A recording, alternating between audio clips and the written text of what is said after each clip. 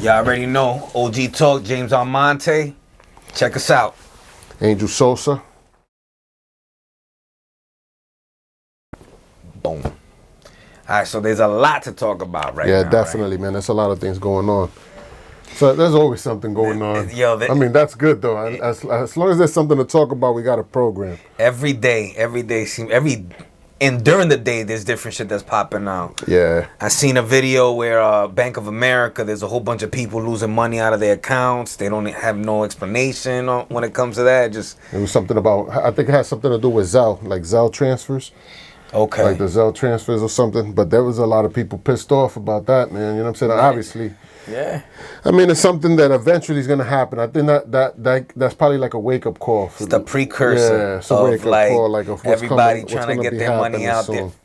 Yo, so the name of the game is get yourself a hard drive, get yourself a crypto wallet, and put it on that hard drive, and take as you need. That's going to be the new bank right there. Yep. You know what I mean? Another thing I contacted a couple of I did AIG Direct. Yep. What's the other company? I know I hit maybe 2 or 3 life insurance companies because I'm gonna do the whole life insurance. Gotta get life insurance. But I'm doing the permanent whole life. Yep. I got regular, but I'm gonna get the whole life because the trick to that shit is the cash value, so you could borrow against it. And what's ill about that is if you don't pay it, let's say you pass away, God forbid, you pass away, then they just deduct that from the principal amount of the payout. Yeah. So you don't actually lose anything. So you got that money still accumulating while you could borrow against it. So you could borrow, let's say, 10 grand, and pay on the premium. So you would pay, let's say if you were paying 200, you would pay 300 now because that they would split it out into those payments. Yeah, I did that for a while. I was a life insurance agent. I was a financial advisor for a while. And the thing with whole life insurance, you're looking at whole life insurance because you could there's 2 different types of permanent policy. You could get a whole life which just pays you like a good interest rate. When I was in, there was around 5. It's gonna be higher now because interest rates are gonna go up. So there's gonna be the interest rate on a policy like that is gonna be higher than whatever the inflation rate is gonna be always. So definitely somebody got to pay for that. Exactly. You know what I'm saying? But the good thing about that is that you have your own bank. You become your own bank. So instead of you build cash value in that 10 years down the line, 15 years down the line, or even sooner than that, depending on how you fund it, man. Yeah. If you got bank and you want to throw 20 bands into it the first year, 20 bands the second year, you'll build that cash value fast. Now you have this pool of money that you can borrow from. Right, you want to get some real estate, make some investment, whatever, get into a business, whatever. You pull from the life insurance, the life insurance policy. You purchase whatever you're gonna purchase. You could pay back. You could pay it back or not, because it doesn't matter. Because if you pass away, the life insurance is gonna pay to your loved ones. So you win on both sides. They call it a living benefit. You get a living benefit on that, man. Exactly. Because then the other one is like the universal index. Yeah, you can do an index version of it. That one is tracked with you get a variable one. You get a variable one that's basically in the stock market, can go up and down. The cash value can go up and down. Yeah. It's kind of risky. I would go with the first one. Yeah, exactly. Exactly. Yeah. So I was looking into that. We're going to talk a little bit about finances throughout the show. Yeah. Just to kind of get people in tune with what's going on. Talk about options and all the stuff and what's going on in the market. 'Cause I mean, right now, the way to make money, remember during these times is the time when niggas become millionaires or stay broke. You know what I'm saying? Right. Either you get drained, either you get wiped out by the wave, or you surf on it. You know what I mean? So this is what we're trying to push that into. No more. We're not gonna talk about no more drama and none of that shit. You know what I mean? Like all this crazy shit that's going on. This shit's already. It's already out of control. Yeah, it's distractions, man. If you're messing with like Lil Bobo or Lil Boo Boo or whatever it is, whoever's out there getting shot or he said this or did that, then it ain't the time. It's time to get on some real shit for real. It's not productive. You know what I mean? So another thing, you seen they're seizing the Tate brothers' cars. Yeah, well they did that. Yeah, they took their car. It's kind of crazy what they're doing with them. They've had a lot of people vouching for them. A lot of people coming even up. Even the women that were there. The women that they took, that they said it was organized, They said it was they very released polite, they yeah. released both of them already. They just got the Tate brothers, which is it's sketchy. And the other one, the Greta Thunberg. Oh yeah, the little Yeah, she got arrested. Supposedly the Asperger lady. That shit is a thing, man. It's staged. Yeah. It was a staged arrest in Germany. She was at some coal mine or some shit, like protesting. Like, get out of here. Like, only her, like nobody else. Nobody like, else. Get like, out of honestly, here. she's 19 years old, man. Like this, she doesn't have like. Yo, that's kind of wild that this kid, cause she's still a kid. Yeah, like she's a. That goofy. she got no life, bro. Like she has no social life. This is what she's doing. No, this is it. Like because they're using her. She's being used for this whole climate change bullshit.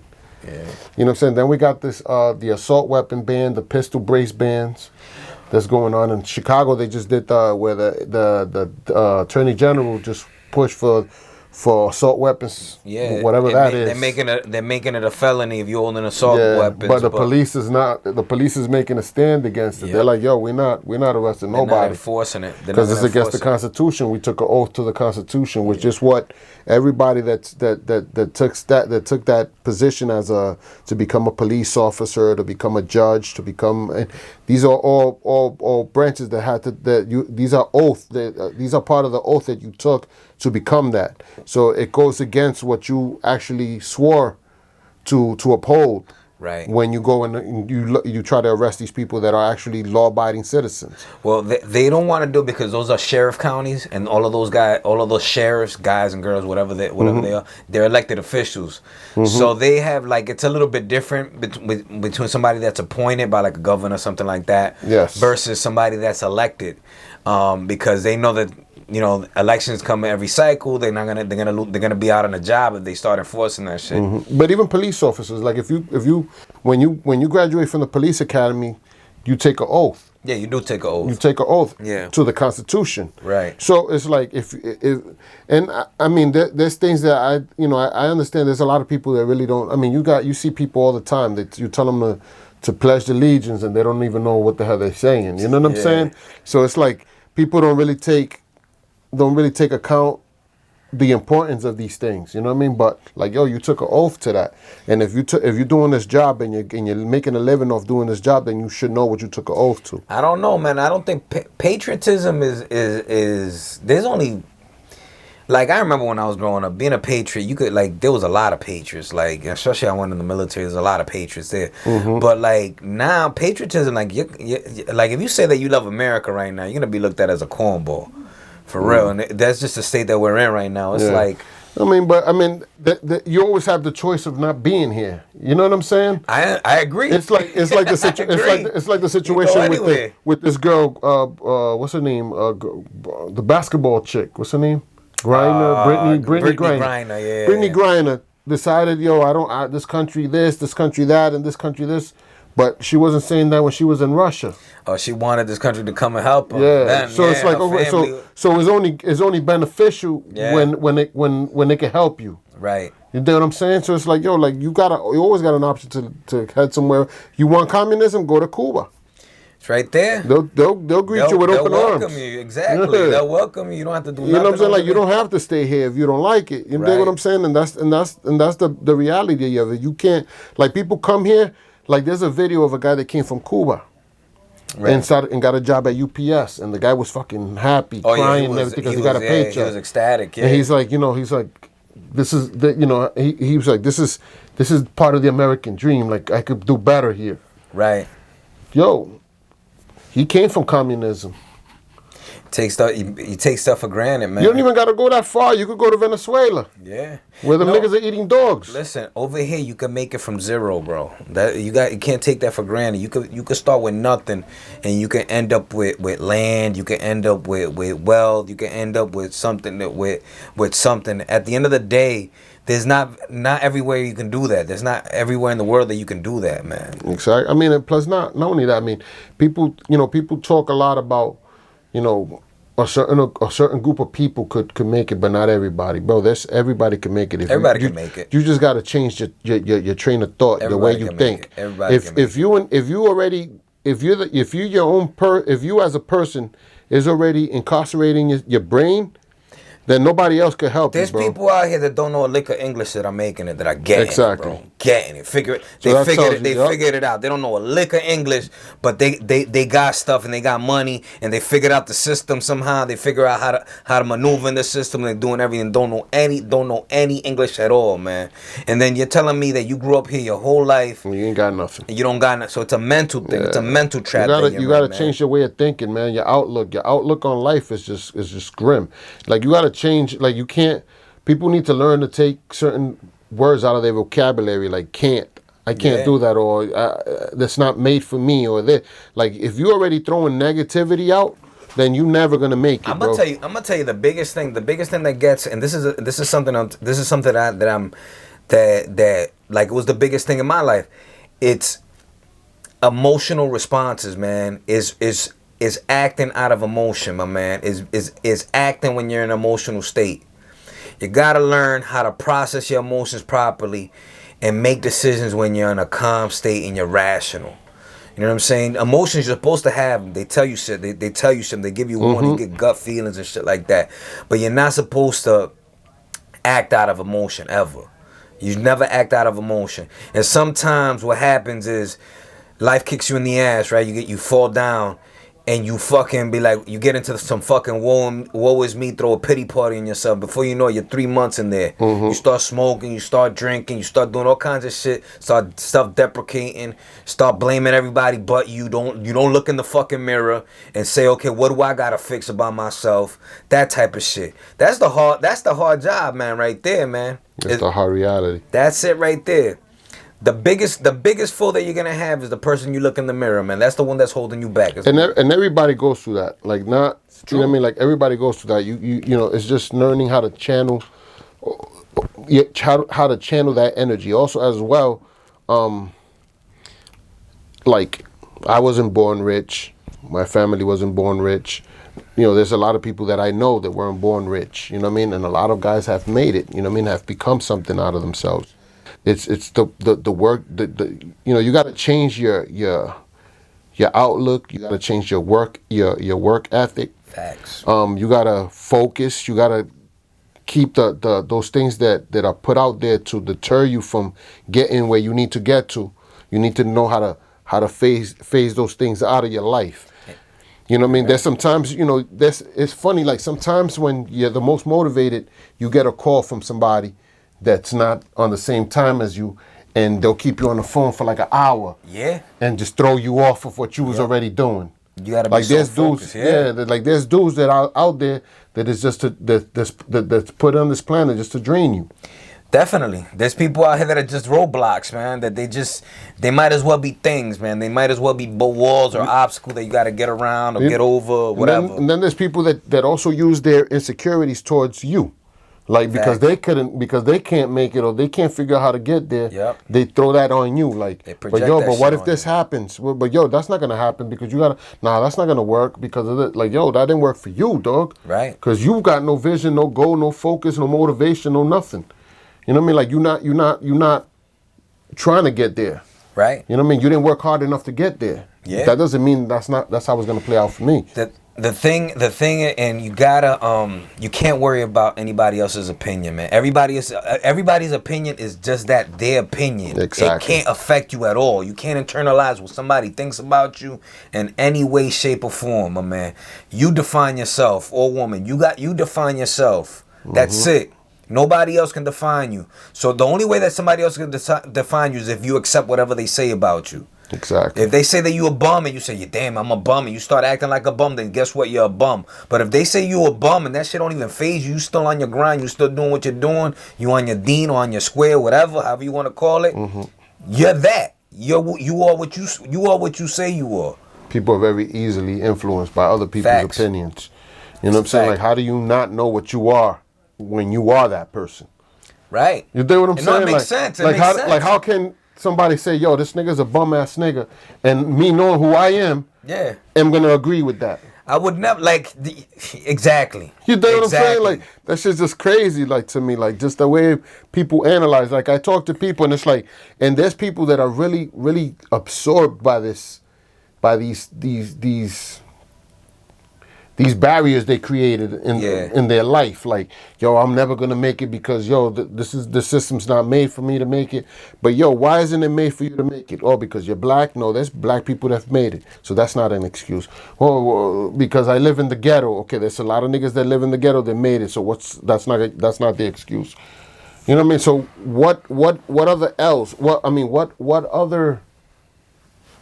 other obstacles can you say that you have that somebody else didn't overcome? Right.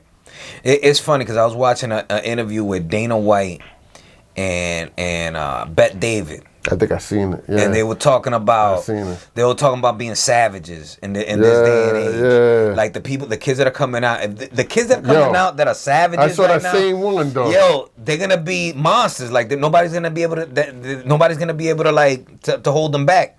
But one thing I don't agree with that Dana White says. He says that you're either born with it or not. I don't believe that. No, I don't believe that at all. I believe that you're a decision away. You're a decision away, and then you gotta fucking build on discipline and get discipline and shit like that. And you could be a bum one day and a savage the next, bro. You gotta turn it on. Exactly. I think everybody got a savage in. Listen, there was a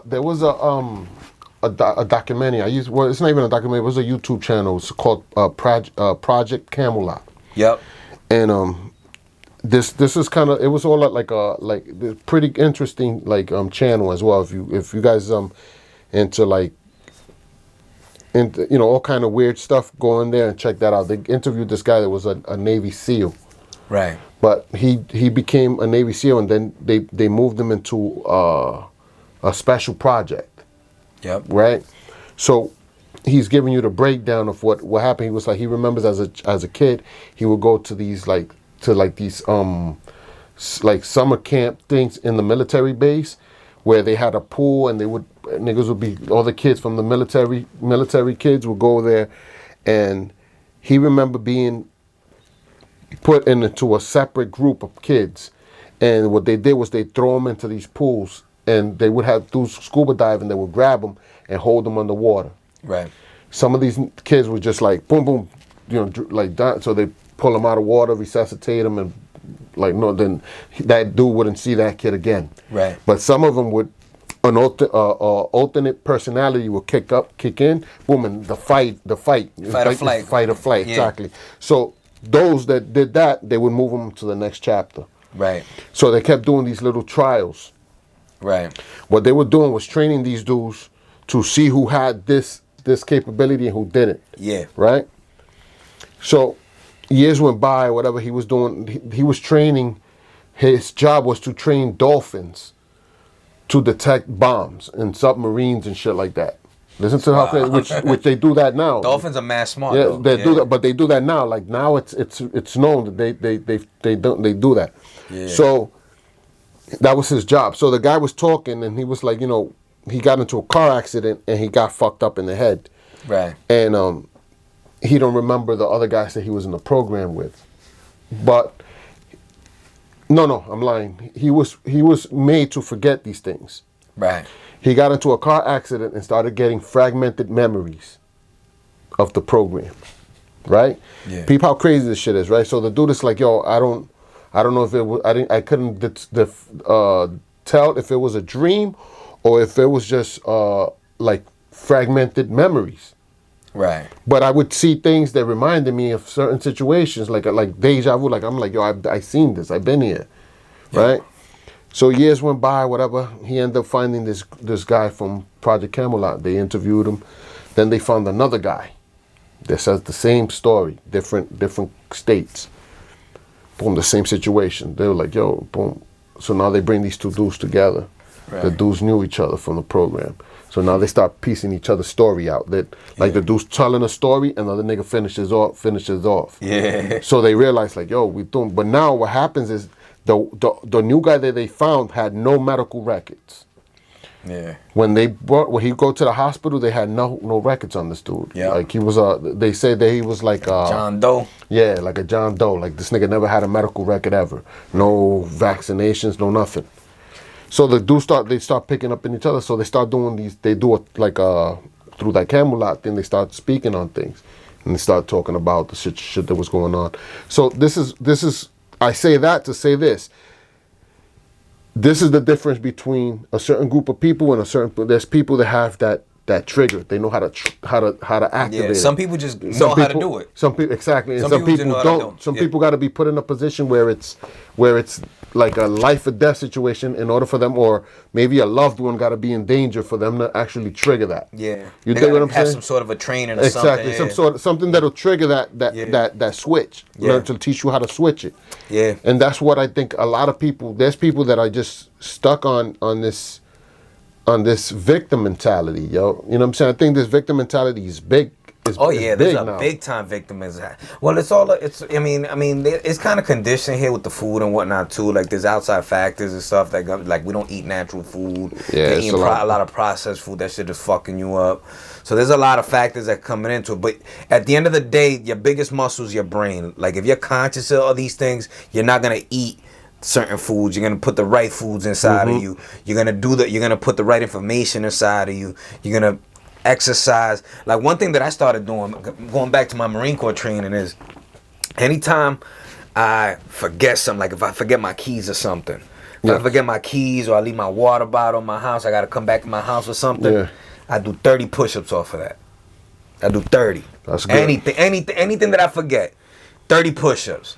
Just so I could drill it in myself just to stay sharp. You know what I'm saying? Just to keep myself sharp. Because at the end of the day, like, I don't know when my opportunity is gonna come. I don't know when the opportunity is gonna come. You know what I'm saying? I want to be on point when it comes. I don't know when the millionaire that's gonna come in and be like, yo, or the billionaire is gonna say, yo, I see fucking OG Talk over here. Yo, I want you to fucking pump my product. Yeah. You know what I'm saying? Yeah, no. I mean, it's definitely. I mean, like you gotta constantly be aware, be alert, be in the know of what's going on all the time. Like it's funny. Like I'm like, you know, like I was just telling you off camera. Where like I spoke to my brother. You know what I mean? I like to, I don't talk to him all the time. Like we send things through DMs and shit, like videos and shit like that. But plus he works. He got a barbershop. You know, he's got like a high-end barbershop in New York. So I don't like calling the niggas. Plus I told you I don't like calling niggas for nothing. Like, you know what I mean? If I'm calling you, it's because I got something I want to tell you. Yep. So I spoke to him and you know, I knew he was involved in something because he's kind of like me. He's always like got something brewing. Right. You know what I mean? So I called him and I'm like, yo, bro, what's good, man? I'm like, you know, how you doing and shit? And he's like, yo, good, man. I'm like, yo, what you been up to, man? He's like, nah, man, just fucking, I'm at the barbershop, this and that, and boom, and started talking about option trading. So he told me, he's like, yo, look into this, look up into this guy that's on YouTube. He also got an Instagram, and do some research on it, learn the terminologies, the lingo, and then, you know what I'm saying, everything will start making sense. He was like, I started doing it, and I bought his course. You know what I'm saying? And I started doing it, and I just made fucking, 4 G's off the shit. And then I made this much. And then, you know what I mean? Like, he was telling me that how much money he's been making. And so it kind of like, boom, like, that's another lane. Right. To fucking, you know what I mean? Out of the 7 forms of incomes you got to have. You know what I'm saying? Exactly. So I'm like, damn, that's good. Then I started, because I'm still on my credit thing. I got approved for a business credit. For a business credit card. Yep. I'm assuming it's coming either tomorrow or Monday. From US Bank. Right. So I'm gonna, that means that program that I've been doing has been working. You know what I mean? Yep. So now, once I get that, I'm gonna start playing with it, start messing with it, start cash it all out. Yep. Then boom, pay it, then cash it all out, pay it, then ask for a credit increase. So they niggas be like, yo, nah, this dude's using that bread. Let's flip, let's double it, triple it, or whatever. Right. So that's the game plan. So that's why I'm trying to go to Chase, open up a Chase bank account, let it bubble while I got this year that I got to wait in order to be able to apply for their credit cards. Yep. But if I have a bank account with them and I stock that account, like where I keep it at least 10 grand in there, yep. When I apply for a credit card, I'm getting like the 50s, 50, you know what I'm saying, those high numbers. Right. Because they're like, yo, hold on, this dude got 10 grand already in the bank. Like his money's moving. Yep. He's making moves. So and then after I get that credit card, I could grab that money, take it out, put it into another bank account, do the same shit, apply for a credit card through there. Yep. He got 10 bands in the bank. You know what I mean? So he's got bread. So boom, get another credit card with high limits. Boom, and keep doing that. Keep transferring that money into different bank accounts. Right. Then after that, boom, now I got 100, 200, 100 to 300, $300,000. That's leverage. You know what I mean? Now I could be like, all right, boom, I want to do this, I want to do that. I got to hire somebody to do this because it's going to cost me this much. If I sit down to do this shit, it's going to cost me this much in hours. So I could just pay somebody to do that shit and fucking get it done. That's it. It's leveraging shit. Exactly. Now I'm delegating things to get done. Right. While I could focus on the main thing to get the main thing done. The thing is, like, yo, I almost want to fuck. I want to get, like, I don't know. I truly believe and I'm a health nut. I truly believe that it comes, like, if you're not like, you have to have physical exercise as part of your daily routine. You got to be at least walking. You got to be doing something. Listen, because that shit cleans you out and it puts you in a higher state. And then you can now once you're in that higher state, you took care of yourself, right? Now you can foster good ideas. You bring in good energy and all of that. And if you get almost a fucking, Napoleon Hill calls it a mastermind group, right? If you ever read Think and Grow Rich, sky's the limit. Yo, you get a mastermind group. You get 3 or 4 people, could be guys, could be girls, it doesn't matter, but everybody have one chief aim, everybody focusing to one thing, and everybody working towards that one thing, whatever that goal is. Dog, you can move mountains. Mountains can be moved when you. That's a fact. You can move like, think about it, man. You could do.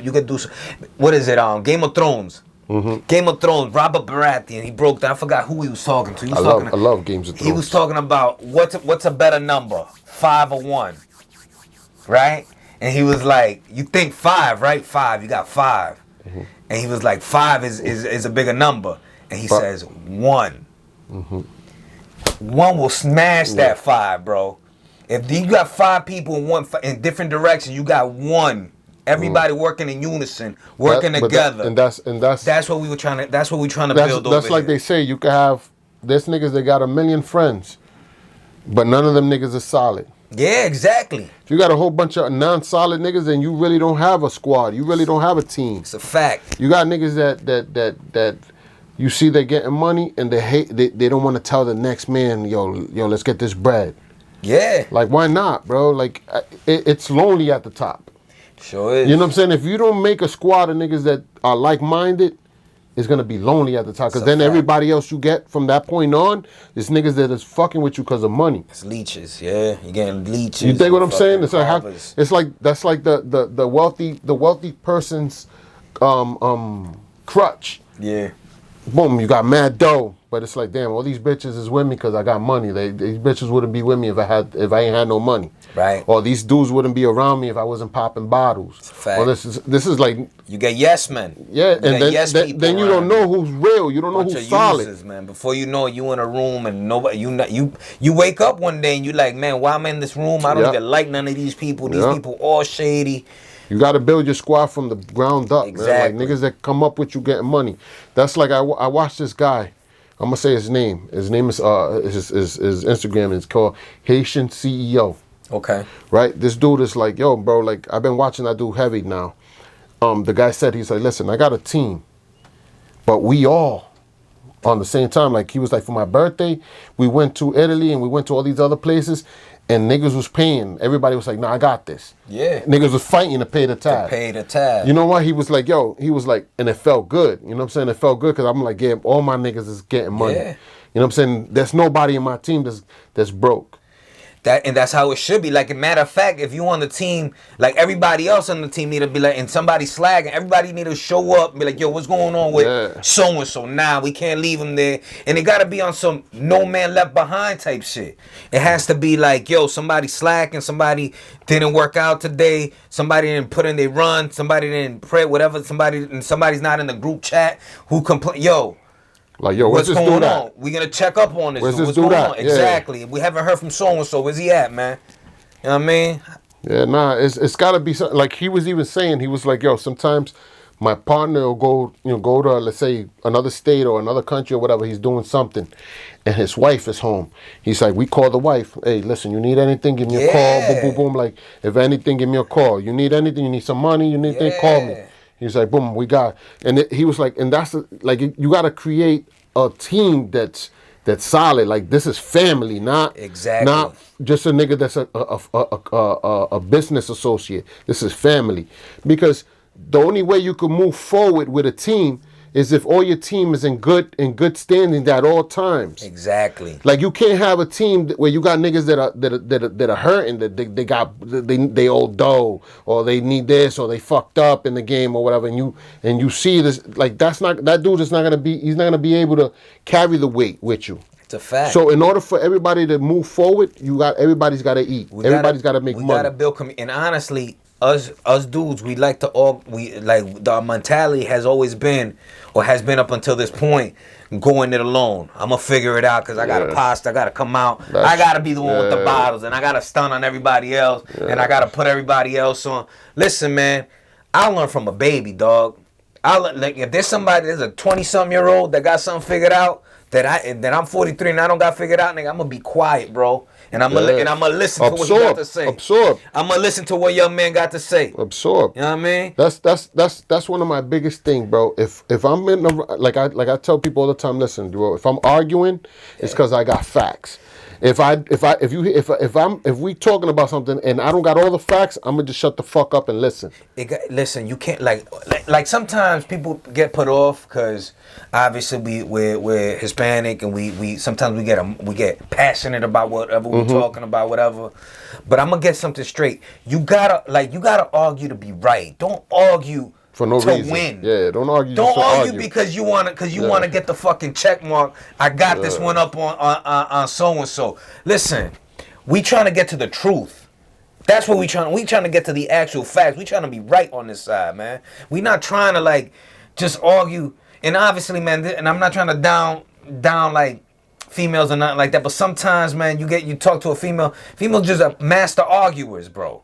They're just gonna do jujitsu some shit just to be right in the argument, man. And it might not be factual what they saying, but they could finesse it, they could talk, So we gotta get away from that shit. You gotta be on some shit, my nigga. Like, if you know you in the wrong, my nigga, you in the wrong. Or if you're not informed, don't hop into the fucking conversation. Just absorb, fall back, hear niggas out, and then when you leave that situation, go and research it. Yeah. And then whenever you around it again, now you can formulate an opinion because you actually did the research to look into it.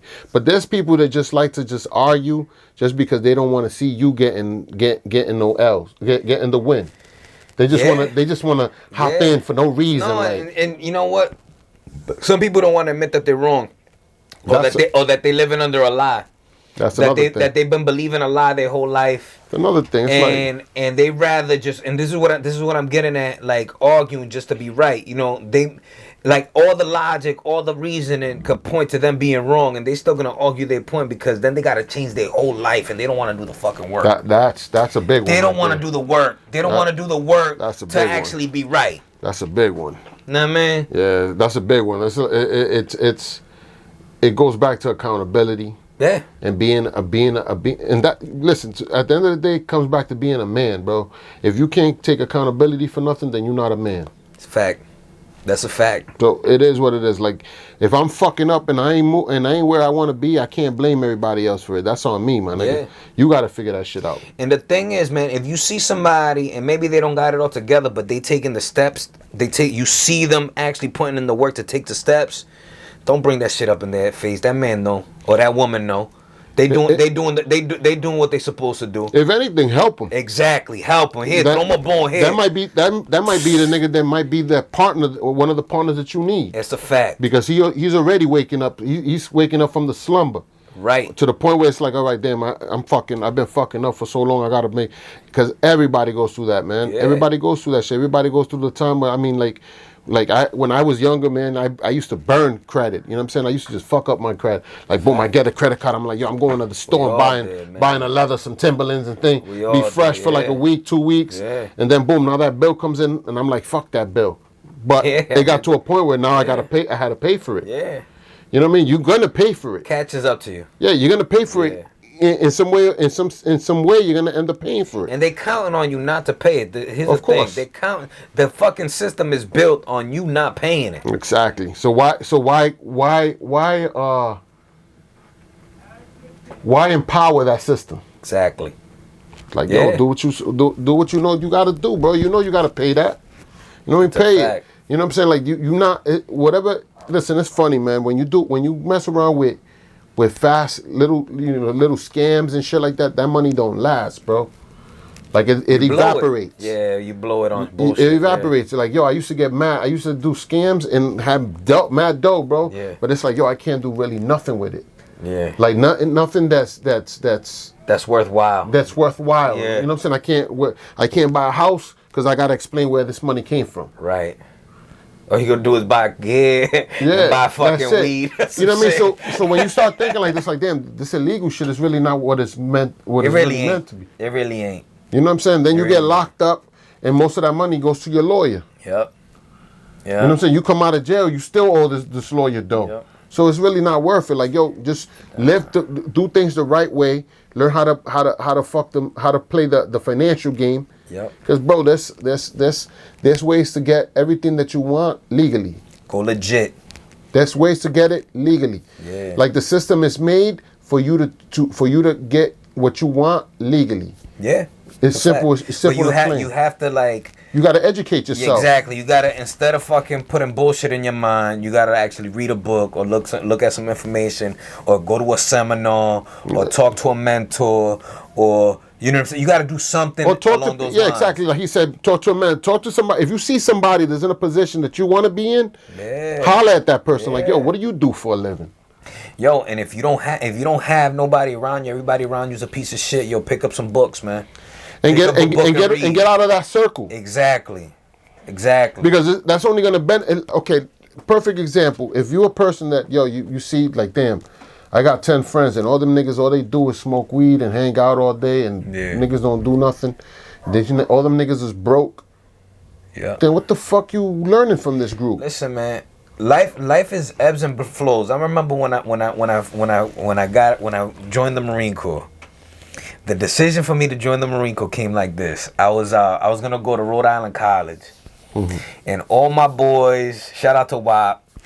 WAP is doing great now, so I'm letting you know. So it's all good. But WAP, I was chilling with WAP. I was chilling with some other nigga in the dorms, and all they was doing, WAP was fucking cutting class. All them niggas was cutting class, smoking weed, and all this shit. And I'm like, I'm a year younger than all those guys, and I'm sitting there, like, yo, if I go to Rick, I'm gonna be doing the same shit that these niggas is doing, bro. Yeah, no. I'm gonna do the same exact shit that they doing. So I went to the recruiter and bounced. Turned out to be a real good, best decision I ever made. Best decision I ever made for two reasons, right? It put money in my pockets. I got to see the world and shit like that. And it gave you discipline. But it gave me discipline that I still fall back today. Yeah, you just mentioned it. It gave me something that like I could pull myself up from anything because they gave me the foundation to do it. You know what I'm saying? I can always go back to that discipline because I remember how they used to wake me up at 4 o'clock in the morning on 3 and 4 hours of sleep, and I had to do a whole bunch of shit, and I had to study, mad tired, and I had to get shit done, man. And the shit that we did was amazing. Like, we fucking moved fucking units and all kinds of shit, did all kinds of fucking missions, all kinds of wild shit that we did. I can pull. Those are real things. That shit that can't nobody take away from me. You see what I'm saying? So, in short, get yourself out of the circle. If you in a circle that you know is not gonna take you nowhere at that time, and not down anybody, because everybody in that circle took themselves out of the circle eventually. So like we all made the right decision. But if you see that things ain't panning out the way that they supposed to, get yourself out. We're not trees, man. Especially if you on that time where you already at a point in your life where you're actually doing research and studying and doing all the shit trying to get yourself out of it. If your friends aren't on that same wavelength, maybe not completely diss them, but remove yourself, like hang out less with these people. Exactly. And look for people that are on the same wavelength as you. Because Exactly. that's the only way that you're going to empower yourself to keep doing it. Because there's people that sometimes, there's dudes that call you, like, yo, why? What you doing? Yep. Nah, chilling. I'm over here reading a book. Yo, I'm gonna go pick you up. Let's go to the spot. Nah. No. You know what I'm saying? They'll throw you off. Yeah, They'll throw you off your pivot because they're not doing it. Exactly. And they're gonna feel some type of way, like, yo, how come you just, I feel bad? Nah. Yeah. And then it's something like this. It's like, not to say that those dudes ain't gonna wake up at some point. They might have an awakening at some point later on. Right. When they realize, like, yo, damn, this nigga, I don't hang out with this nigga no more. This nigga's into doing this now. Yep. Damn, maybe I need to start doing that shit. Because that's another thing, too. Sometimes you gotta witness it.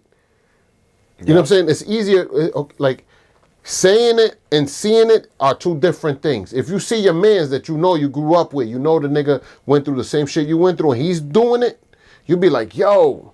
Yep. I gotta get my shit together, man.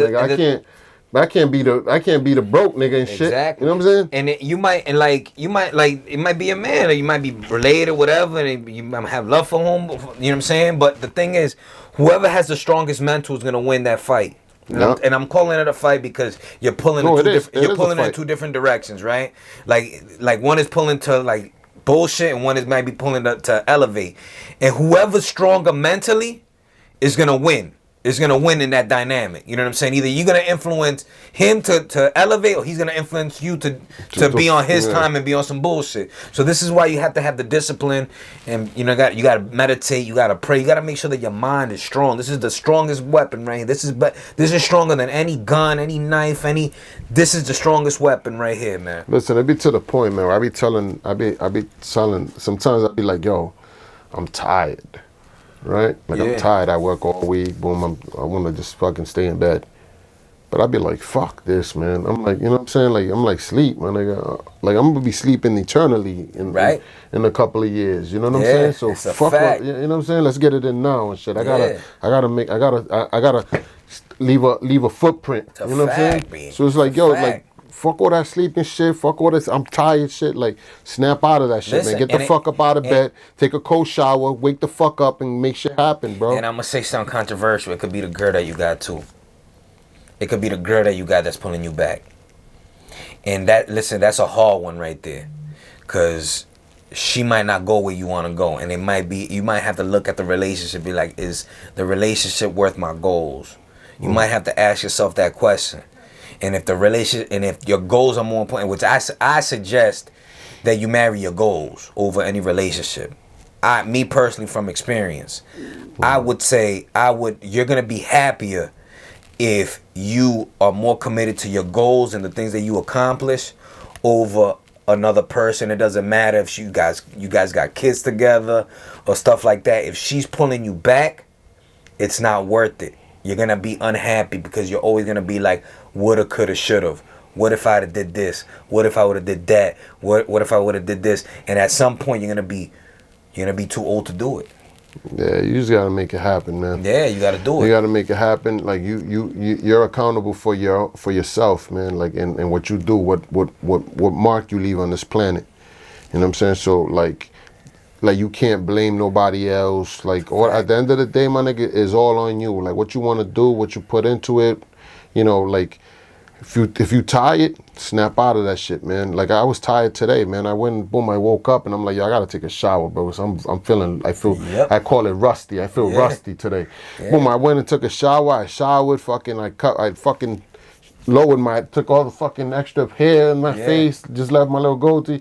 I'm like, fuck, let me take all this shit off and shit. I just feel like more professional, more clean. So I went, boom, I took a shower. After I took a shower, I put the water on cold and stood underneath. I was like, God damn, it's cold as fuck. Works for you, bro. Boom, that but it snapped. Showers work. After that shit, I got out, got dressed, boom. I'm like, yo, let me go to the bank and get this fucking ATM card, and boom, I'm gonna go get this shit and then go pick up my daughters, take my daughter to work, boom, boom, and I snapped out of it, bro. You know what I'm saying? Because it's like, at the end of the day, bro, like, I could have just been like, yo, James, you know, let's not do the show today or whatever.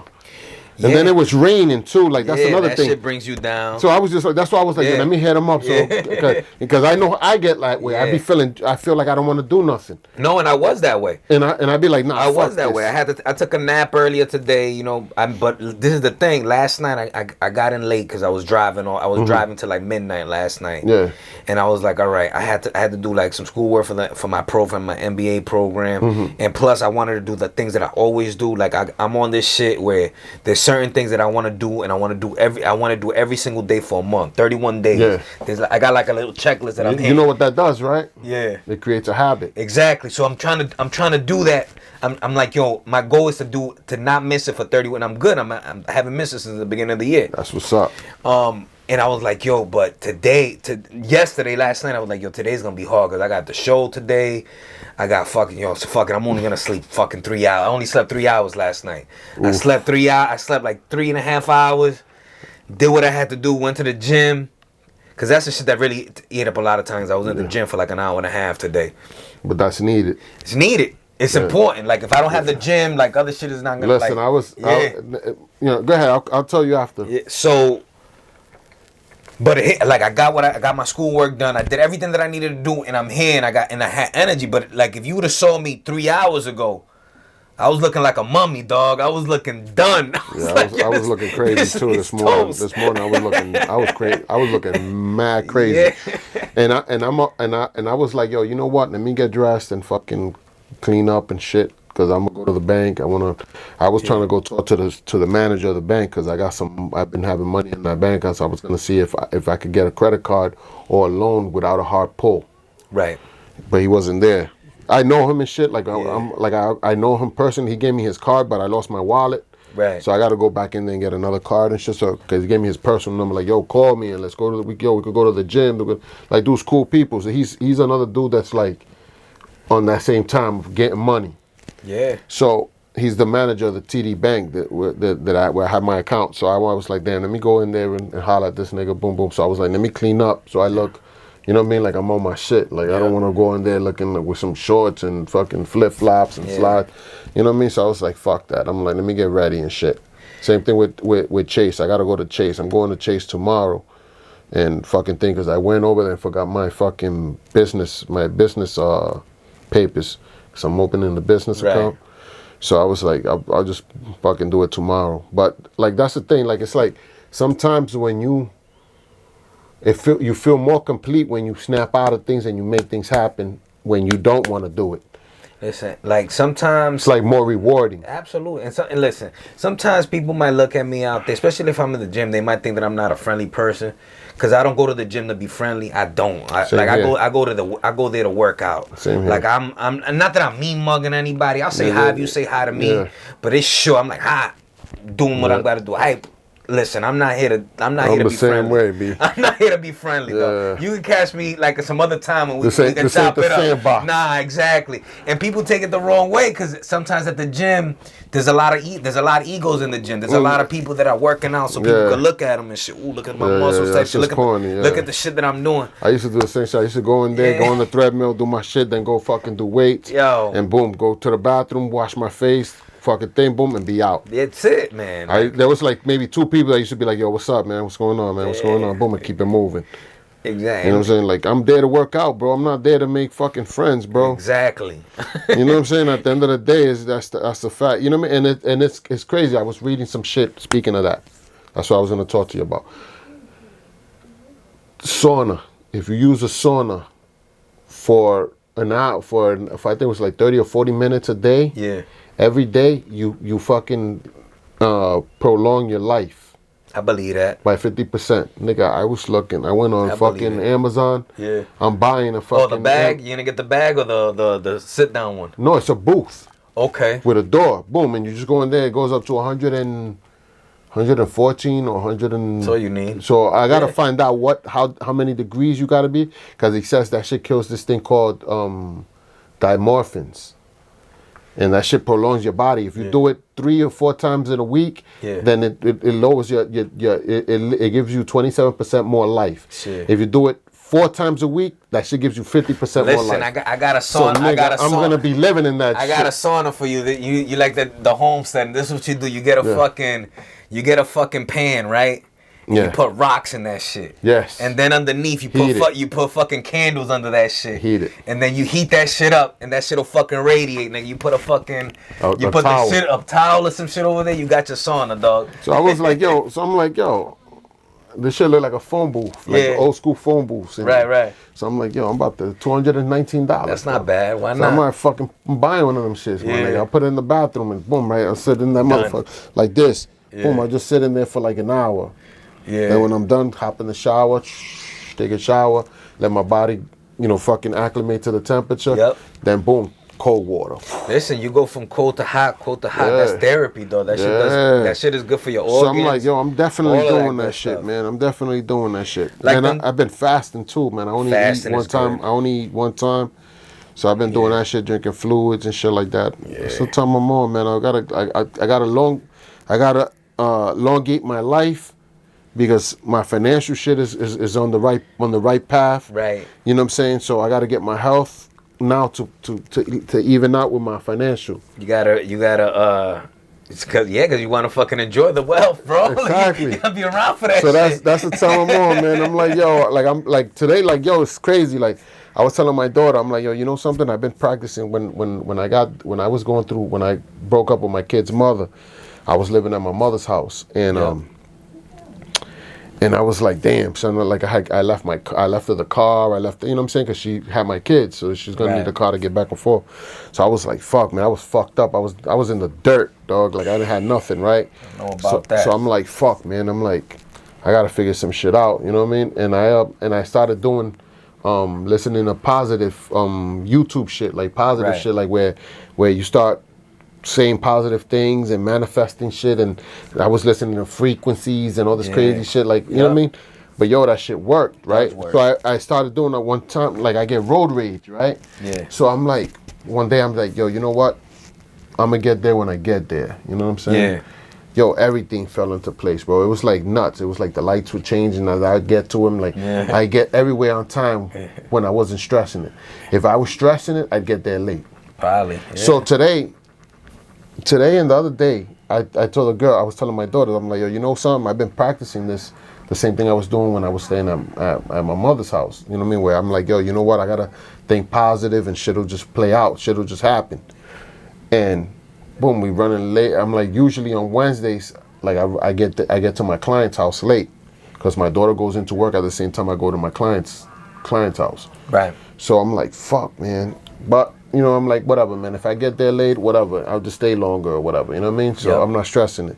And I was just positive, driving normal, boom, put the music, listening to YouTube shit about money shit.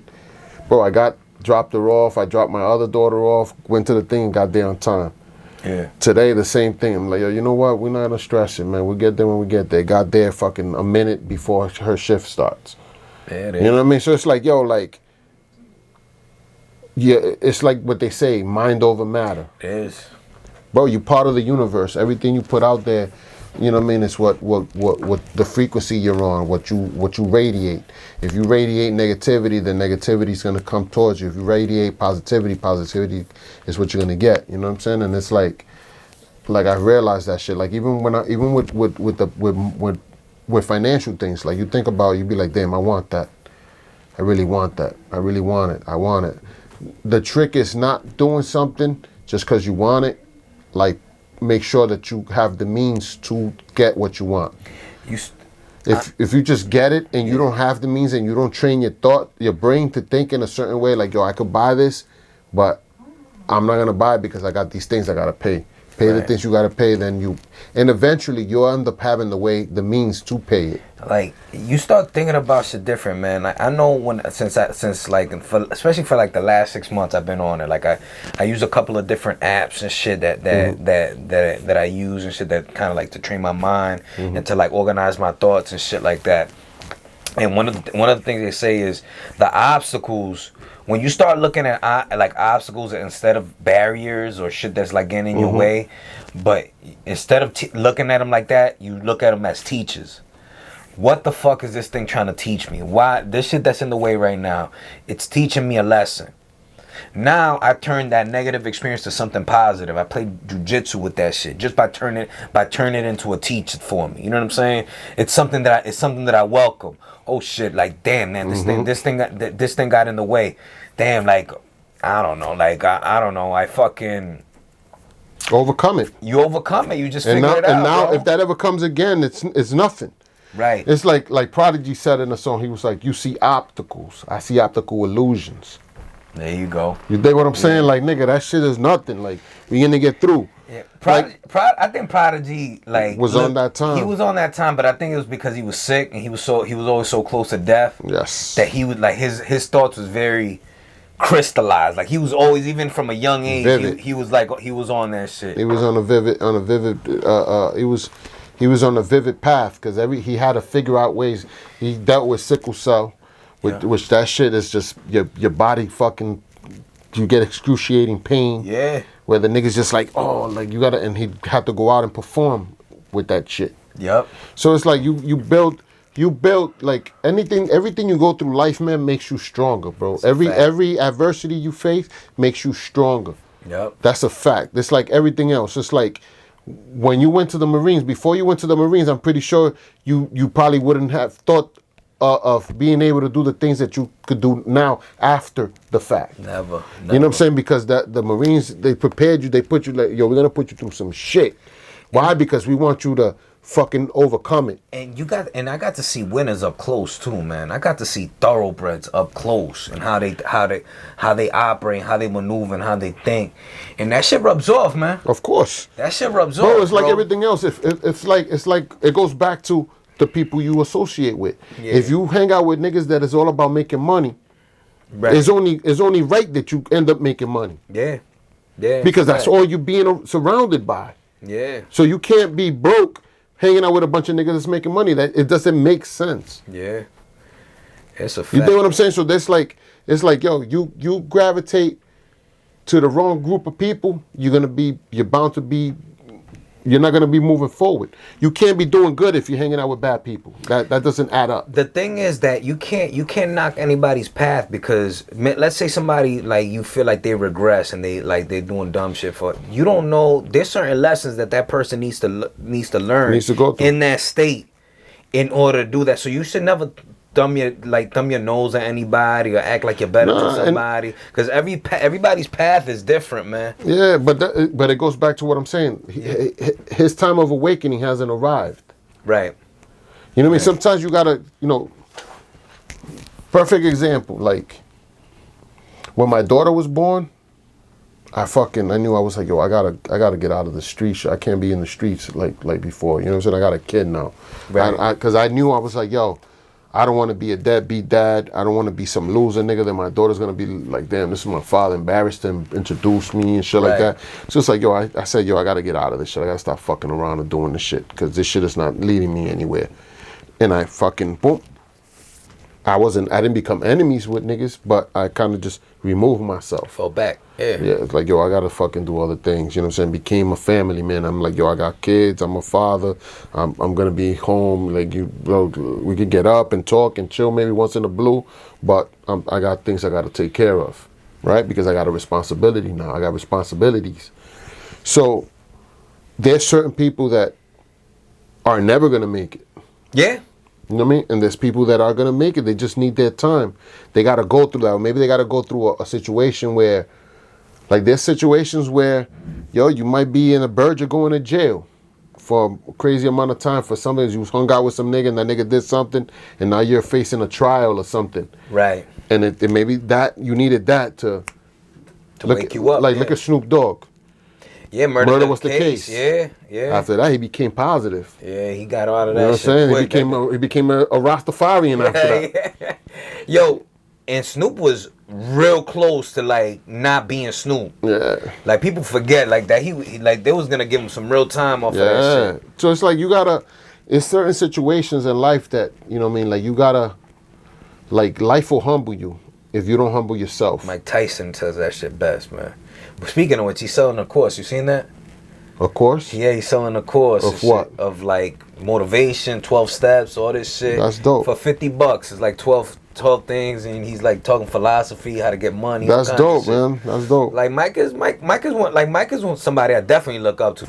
Yeah, man. Mike is selling his thing. He's doing his thing. Yeah, man. They definitely an icon, man. Definitely the dude. He was like the superhero for the hood, man. Definitely. I remember, like, he was one of them niggas that's like, yo, remember when his fights, man, everybody was on that shit. Like, yo, I'm about to go see Tyson fight, my nigga. Yo, if that dude, like I said it before, but if that dude would have been around like like Alexander the Great days, that dude would have been a king or some shit, dog. That dude would have had a tribe. Yeah, nah, that dude had a like, and even now, like Tyson is still like, if you was at the age that we like during our time, yeah. If you ever saw Tyson fight, he's still a dude that is like looked up to. Like, you know what I mean? Absolutely. It's like, yo, like that dude was just a whole different type of different animal. else.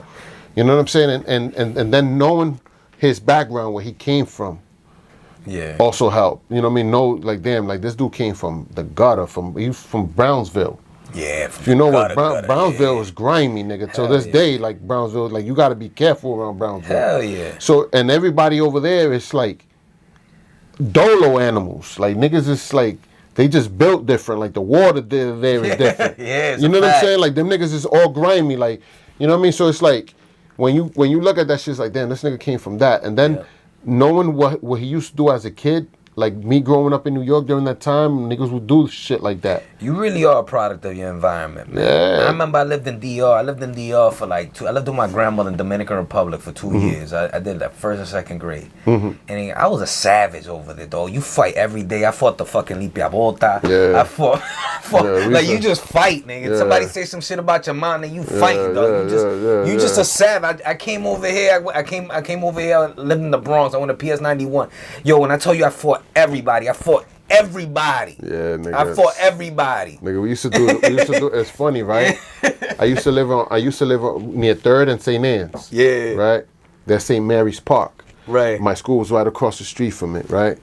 And we used to go to school and we used to fucking be like, yo, what you doing today? Like, nah, I'm cutting class. Right. You say cut. Over here they call it bunking. Yep. So you used to be like, nah, I'm cutting class. All right, yo, let's fucking post up. So niggas used to post up. We used to get these little Chinese restaurant little cups, container for a quarter. Yeah. Right? So we used to get these little things, be chilling, eating these shits. Boom, and niggas be like, yo, niggas will wait for them to close the school down, and then you see that one nigga that's coming to school late. And be like, yo, you know that nigga? Nah. Snuffing them. Done. Bam! Then the other nigga snuff them. Yeah. Then niggas will take off. We go to Central Park Pool. Boom. We go to jump the turnstile, hop on the train. If we seen like some homeless niggas, we throw pennies at them niggas. Had the niggas chase it. We run across the tracks to the other side. Then go to Central Park Pool, be chilling all day. Boom. This was like a everyday routine. Every day is like a Then movie, after that, boom, we got to South Bronx High School. And we started getting niggas for the triple fat gooses. Yep. There used to be a train track overpass. Yep. And our school ended here, and then there was like a building or some shit that was there in the corner, and it had like a little doorway that was like a door that was locked. We used to grab niggas and put them into that hallway, and then just surround that nigga like, yo, give me the fucking jacket, bro. Boom, and niggas take the boom. So then, like, this is the things that, as a kid in New York. Yeah. And I was victim of this shit too. Like, you know what I'm saying? I got robbed plenty of times too. Like, you know what I mean? Like, it happens, bro. Like, happens to everybody, bro. Like, you're not untouchable. Definitely not. So this was kind of like what I grew up in, stealing bikes. I got my bike stolen one time. After that, I said, fuck this. I'm not ever buying another. I'm stealing everything. Yeah. So after that, you get on that. Yo, you nigga, get on I had a Red Line. I had a GT. I had a Mongoose. I had a Harrow. All the freestyle bikes. Yeah. All of them shit stolen. You know what I'm saying? I was like, I'm not buying the bike. I'm stealing it now. Niggas stole mine. You know what I'm saying? So then you become a savage. Yeah. So after become that, a savage for real. like you realize, like, yo, like you have that other side in you.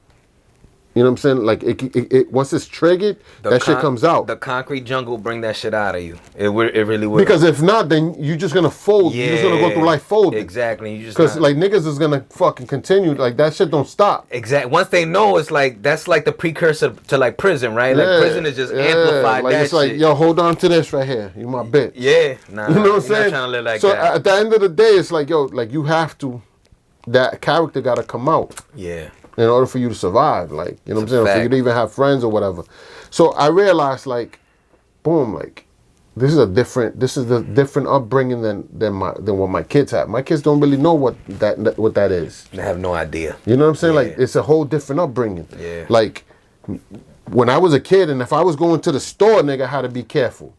Because there was niggas out there robbing, or you get snuffed, or anything. Niggas will rob you for fun, nigga. Man, I got robbed for fucking Chinese food, bro. Yeah, niggas rob you for anything. Nigga, I was coming home. Yeah. I was coming home with some Chinese food from 181st, dog. And some nigga, some big.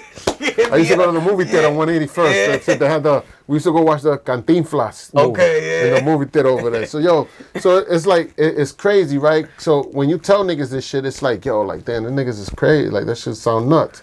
Because these kids don't go through that now. Now it's a little different. Like, these niggas just shoot. These niggas kill niggas. Yeah. Now. They'll shoot you. They're scared to fight. So now when you look at that shit, it's like, yo, that creates a character. That creates the person that you are. It helps mold you. Even though it was negative, but it created a person that, till this day, your head's on a swivel. Like, yo, everybody could fight back in the day. Everybody at least could throw 1-2. yeah. And if they didn't, then Everybody niggas knew how could at least to. throw 1-2. And if they didn't, they knew how to grab a bat and hit you with it. Like, niggas are fucking. There was niggas that would come out with some shit and you know what I mean, and clobber you with it. You know what I'm saying? Like, you had to be on point. Like, you know what I mean? Like, it was either that or you're gonna have to move to a whole different block and never come out. Exactly. Cause you couldn't live in that block after that. Niggas was gonna. Nah, it you was gonna a field get tried day. every day you got out. That somebody It was was a gonna field try day, you, bro. dog. So Every it was day. like, it was shit that like it made you rough in a sense. You know what I mean? Because Yeah. you didn't really care about how other niggas felt. Like, it was all about you.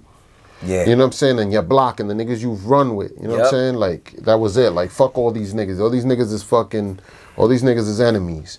You got on that time for sure. That's So the type at of that time, I yeah. remember I started carrying a box cutter. Yep. I had the blade and shit, boom, with you go open it up, boom, and slice niggas, Yeah. because niggas started doing the $150s. Niggas started Yeah. $150 niggas. So then it was like, yo, fuck that, I'm keeping the blade, nigga. Boom, and then, boom, I remember one time I got jumped. And I pulled that shit out, nigga, started fucking getting surgical on niggas. Cut a whole bunch of niggas' stomachs and shit. I'm like, yo, fuck that. I'm like, these niggas gonna get the best of me, but Right. some of these niggas is gonna have to hold on to this shit and run to the hospital. Yeah. I started slicing niggas open. So at that point, you know what I'm saying, you create, that's a whole different character now from what you normally are. Yep. Around your mother and your father, you're a different person. Yeah. When you're so in the that, street, that you're- shit is fucking mental issues Yeah. right there. That's how you create fucking trauma for Yeah, yourself. and then what happens is you have to have that shit because you can't be a savage around your parents. Yep. You know what I'm saying? So you got to turn that shit off when you go home. Right. But when you go back on the street, you got to keep that nigga shit still on out. tender. Exactly. Yeah. So it's a train of thought. So it's like everything else from like this is right here. What I'm talking about right now is creating an alternative reality to who you are. You have a So- split personality. So if you was able to do it at that age, you should be able to do it as a grown You're man. still doing now. Yo, turn that shit off Yep. and get to your money. It's compartmentalize it. Exactly. Yeah, you gotta compartmentalize shit. So now it goes now to what now modern day. We don't have to be on that time. Now we got to be on the time where, like, yo, we got to set ourselves up financially. So let's turn that shit off temporarily and let's focus on this bread. Right? Because at the end of the day, it's economic warfare. Yeah, It's man. warfare. So it's but you gotta have you gotta have your bread up before you can go to war. And you gotta also think, even if we was in a perfect world, like, bro, you wanna, like, your goal is to leave something for your kids to Something. to do better. You know what I'm saying? Like, your job is to move your family a step further. Exactly. Up. You know what I'm saying? If you could move them up a couple of steps up, that's even better. But you want to leave your mark on this planet. Like, yo, I did this, and I know if I pass tomorrow, my kids is gonna be good. You know what I'm saying? If that's not your goal, then your priorities is all fucked up. Sure Then you is. need to sit down somewhere and fucking analyze your life. You know what I'm saying? Because at the end of the day, then you still a kid.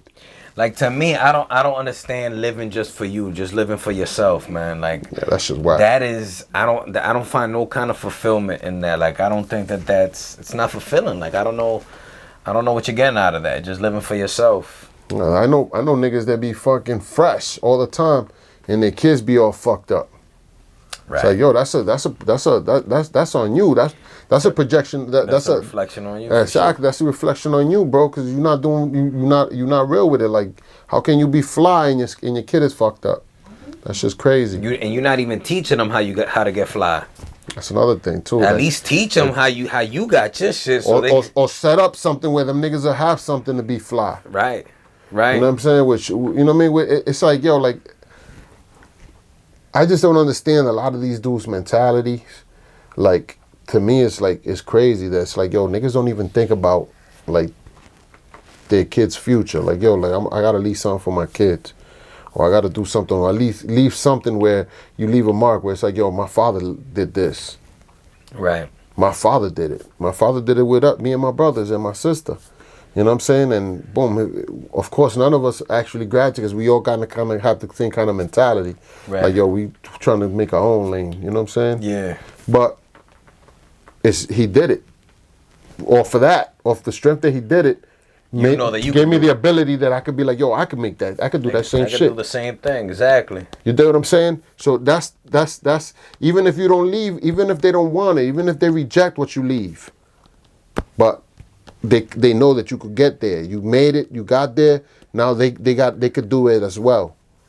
You know what I'm saying? Like, yo, like, we gotta start thinking differently, man. Especially as grown men, we gotta leave all the street shit behind. All this negativity shit, all this hating and all this shit. Like, that shit is whack, bro. That shit is wasted energy, bro. Sure is. Like, if you making money, it shouldn't hurt you to go do business with your mans that's got a business so he can make money. And that person, boom, make money with the other nigga. Keep the money within your circle, bro. Yeah. If you a nigga that you want niggas to support you, but you don't support the next man, then you a grimy nigga. Yeah, and these dudes that's out here, man, they see somebody that's getting it, they see somebody that's positive, and they hate, and they just feel like they want to get a one-up because they want to feel smarter than that person. You know, I don't know, they want to get a point off of that. And that's a reflection on their character, bro. It's crazy. At the end of the day, they're not gonna have nothing. Like, why you in a competition with a nigga that ain't in competition with you? Exactly. Nobody cares what you doing and shit, my nigga. Not like, even thinking about you. Just fucking keep doing what you're doing. Put yourself in a better position. That's it, my nigga. Let your action speak for itself. Right. Like, nobody's trying to be nobody on top of nobody or yo, like, I'm trying to do better than this nigga. Like, nobody's doing that. And if they're doing it, then that's on them. That's their own fucking mental war. It's a fact. You know what I'm saying? Like, do you, man? Make your shit happen, man. Like, this show today, like, if you notice, we've been kind of just talking about how to build your character, how to think different, change your way of thinking. Everything that's going on right now in the world is going to happen. Everything is inevitable. You know what I'm saying? Everything's taking a shift. There's a shift in the balance of things. You know what I mean? And the only way that you could maintain or kind of equalize the change is by you physically working on making your financial status better, where you could actually, once you have financial means, you could stabilize your own shit. The biggest thing that they want, the biggest threat that they have is men that are on their purpose. Straight up, we're the biggest threat to them. Men that are actually visualizing, disciplined, and goal oriented, and are good. You know what I'm saying? That are actually into real values, because good men are not gonna stand for trans. You seen this shit where, like, they got the trans people going into the bathrooms and shit. He's a dude. I seen one where a dude went into was claimed to be a trans, and that nigga went up in there and like did something to some kid. Yeah, like went into the women's locker room, butt ass naked, exposed himself. He went to the one. There's one that he went. This old dude went to the YMCA. I said it, man. I said it before all this shit when Target was doing the whole bathroom shit. I said, yo, that shit's gonna be a problem, bro. I'm like, that's just gonna like, it's gonna melt over crazy, because these dudes are pretending to be something to cater to do their own little perversity. Absolutely. Like these niggas is not trans, bro. These are niggas that pretend. These are men. They're attracted to women. Yeah, these are pedophile niggas that are doing that shit to be able to get sick motherfuckers, bro. Speaking on that, right? Listen to this crazy shit, man. I gotta speak on that. This shit been fucking with me the whole week. Yeah. So I'm not gonna say any names or who I got it from, so it's not really, you know what I mean. So people don't get word to it or whatever. But a person I know told me about a person that she knows that went on a date. Right? She went on a date through a dating site. Met a guy, they talked, whatever, boom, the guy was handsome or whatever. Obviously, she was feeling him. She went to the date with him. They had a great conversation. They went to dinner. They had dinner, whatever. The guy was like, boom. They talked on the phone, great conversation. The guy was like, you know, let's go on another date, but this time come to my house and I'm going to cook for you. So she goes, boom, they talk, everything straight. The guy, you know, serves her, boom, they eat. The girl starts getting stomach pains. She's like, oh, I'm going to head out. He's like, no, just stay, you know, just rest. But the pain starts getting overbearing, so she stands up and she leaves. She goes. But now she's throwing. Put something in her shit, probably. Listen, so she goes, boom, she starts throwing up. She goes to the hospital. She throws up in the hospital. They test, see if the food is maybe poisoned or maybe E. coli or some shit. The food is human. Bro, the fucking Airbnb, the homeboy rented an Airbnb, that wasn't where he lived. His phone was a burner phone. He removed his picture and shit from the website. Oh, that nigga was a fucking psycho, bro. Bro. So now when I hear that, I'm like, yo, this is crazy. You can't trust anybody. Whose body bro. was who did he kill to get that food? That dude, wow. And was she gonna be the next date's meal? Yeah, that dude was gonna, yeah. This was in Rhode Island. Did you hear about the body they found in TF Green? Nah, I didn't hear about that. What's going on at TF Green? Yeah, I don't know. They found the body in TF Green, bro. Look at that. So, yo, there's a lot of things, man. Like, women that are dating, man, you just got to be careful. That's like maybe like a year ago, not even a year, maybe a couple of months ago. The girl went out on a date, and the guy got mad, and he kind of just he drove the car into the water with them in the car. Some wild shit. Like, you gotta be careful, man. If you out there and you dating, like, listen, date somebody that you know, like a nigga you went to school with, somebody you know. This nigga don't got a rep, you know, that his wires ain't crossed. You know what I'm saying? Like, you got a lot of these niggas that be on these dating sites. It's like, yo, you gotta be wary. Like, before it was normal. Like, niggas would go on, like, yo, there's mad bitches in there. You don't gotta guess if the chick got a man or not.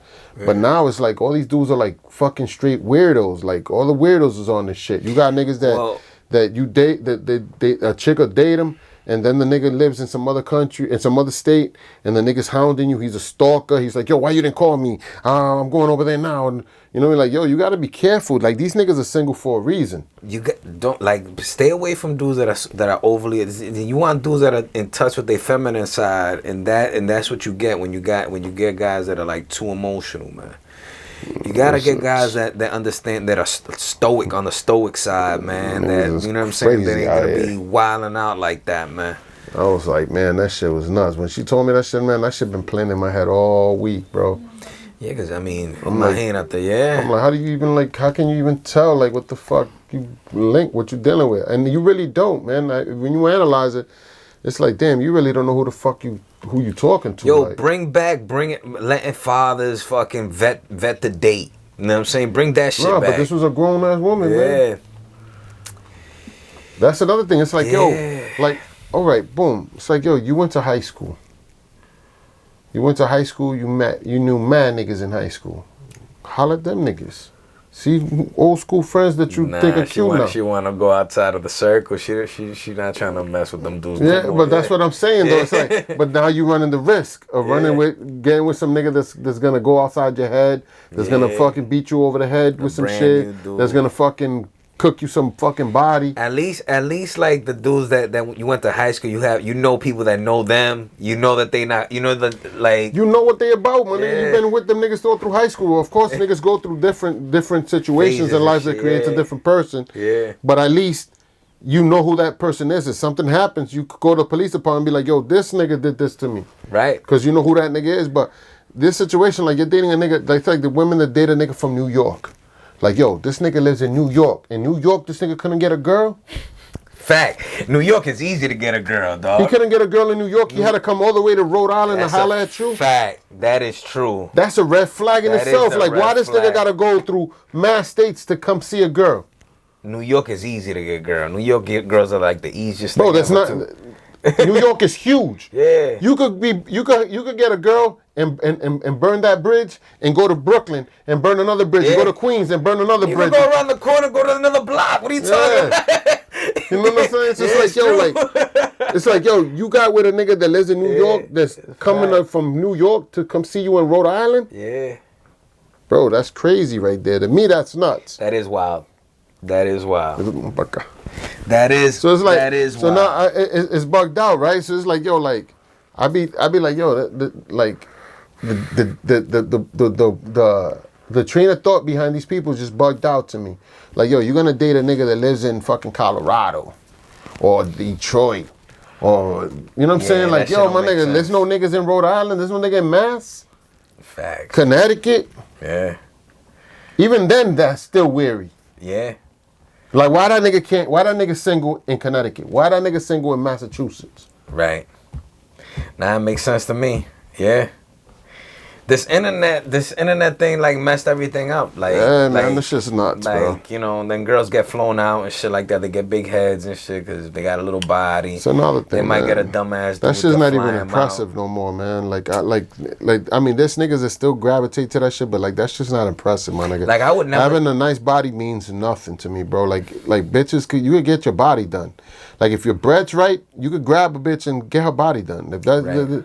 it's like, but you gravitate into a chick that all she got going for her is that she got her body done. I'm gonna tell you, ladies, something, man. It's a big difference to me when I see a woman that has her body done versus one that worked out and got her body done. Yes. Because if she worked out and got her body done, that woman has discipline. Yes. That woman did the same thing over and over. She did it quiet over and over. She put in work for that. A girl that just got her body done, like that's not gonna impress somebody that's real, man. Listen, it's not impressive at all. At the end of the day, it's like, yo, like it shows that you have low self-esteem where you feel that you got to do that in order to get approval from other people. You know what I'm saying? It shows Like, that yo, you'll take a shortcut. then it shows that, like, Shows that you take shortcuts. you know how you impress me? Know how to cook, know how to clean, know how to iron, know how to do clothes, learn the basics of being a woman. Right. If you don't know how to do that shit, having a nice body means nothing. That shit gets tiring. That shit, that shit's not gonna feed you. A man, that's just not gonna feed a man. Having a nice body's not gonna feed. And I'm then gonna if be you're starving. showing, and then if you have a nice body, Yeah, you're showing it to that's another everybody thing. else. That's another thing. Like, yeah, I you don't just care about that. you just Who cares? unraveled the prize. Like, Who cares? You already show what's behind closed door Right. number one. Like, I was watching another show. They was talking about these girls. They do OnlyFans, right? They got OnlyFans. Oh, They got OnlyFans. I got a story about They that. got OnlyFans accounts, and they talking about that if they go on a date with a dude, and he's like too handsy, or he thinks that he can get her right away, that she's turned off. But I'm like, and like the host was like, wait, hold on. So You you, gotta- don't you got- like confident men. You got but you got an OnlyFans, and you let for $30 or $5 or Yeah. whatever it is that you charging them, they can see whatever they want. At least your lingerie. Let's say you don't get all the way naked, but they see they see you in the lingerie, and you expecting a dude that took you out on a date to wait 3 months to unravel, where he could just pay $5 to see, and where everybody else paid $5 to see. That's a fact. There's a disconnect, bro. There's a disconnect. And it's like, listen, and something else, man. I seen a video, man, of a dude. Yeah. Not to get off that, but I seen a video of a dude. His man's at his job was like, yo, he's like, yo, I'm gonna tell you something. Don't get mad at me and shit, man. You know what I'm saying? But I gotta put you on because you're my man. He's like, yo, I was on OnlyFans and your wife is on there. Wow. So he's like, yo, get the fuck out of here. He thought it was a joke. He's like, nah, bro. He's like, nah, fam. He's like, boom. And he pulled it up on him, boom. So this nigga made an OnlyFans account to holler at her. Not with his real name, a fake name. Boom, boom, boom. Set up a date with her in a hotel room. Wow. This nigga goes to the hotel room. When he knocks on the door, she opens the door. She tries to lock the door again. This nigga pushes the door open. This bitch is in lingerie. Bro, she was escorting. She was like an escort, fucking smashing niggas for dough or whatever.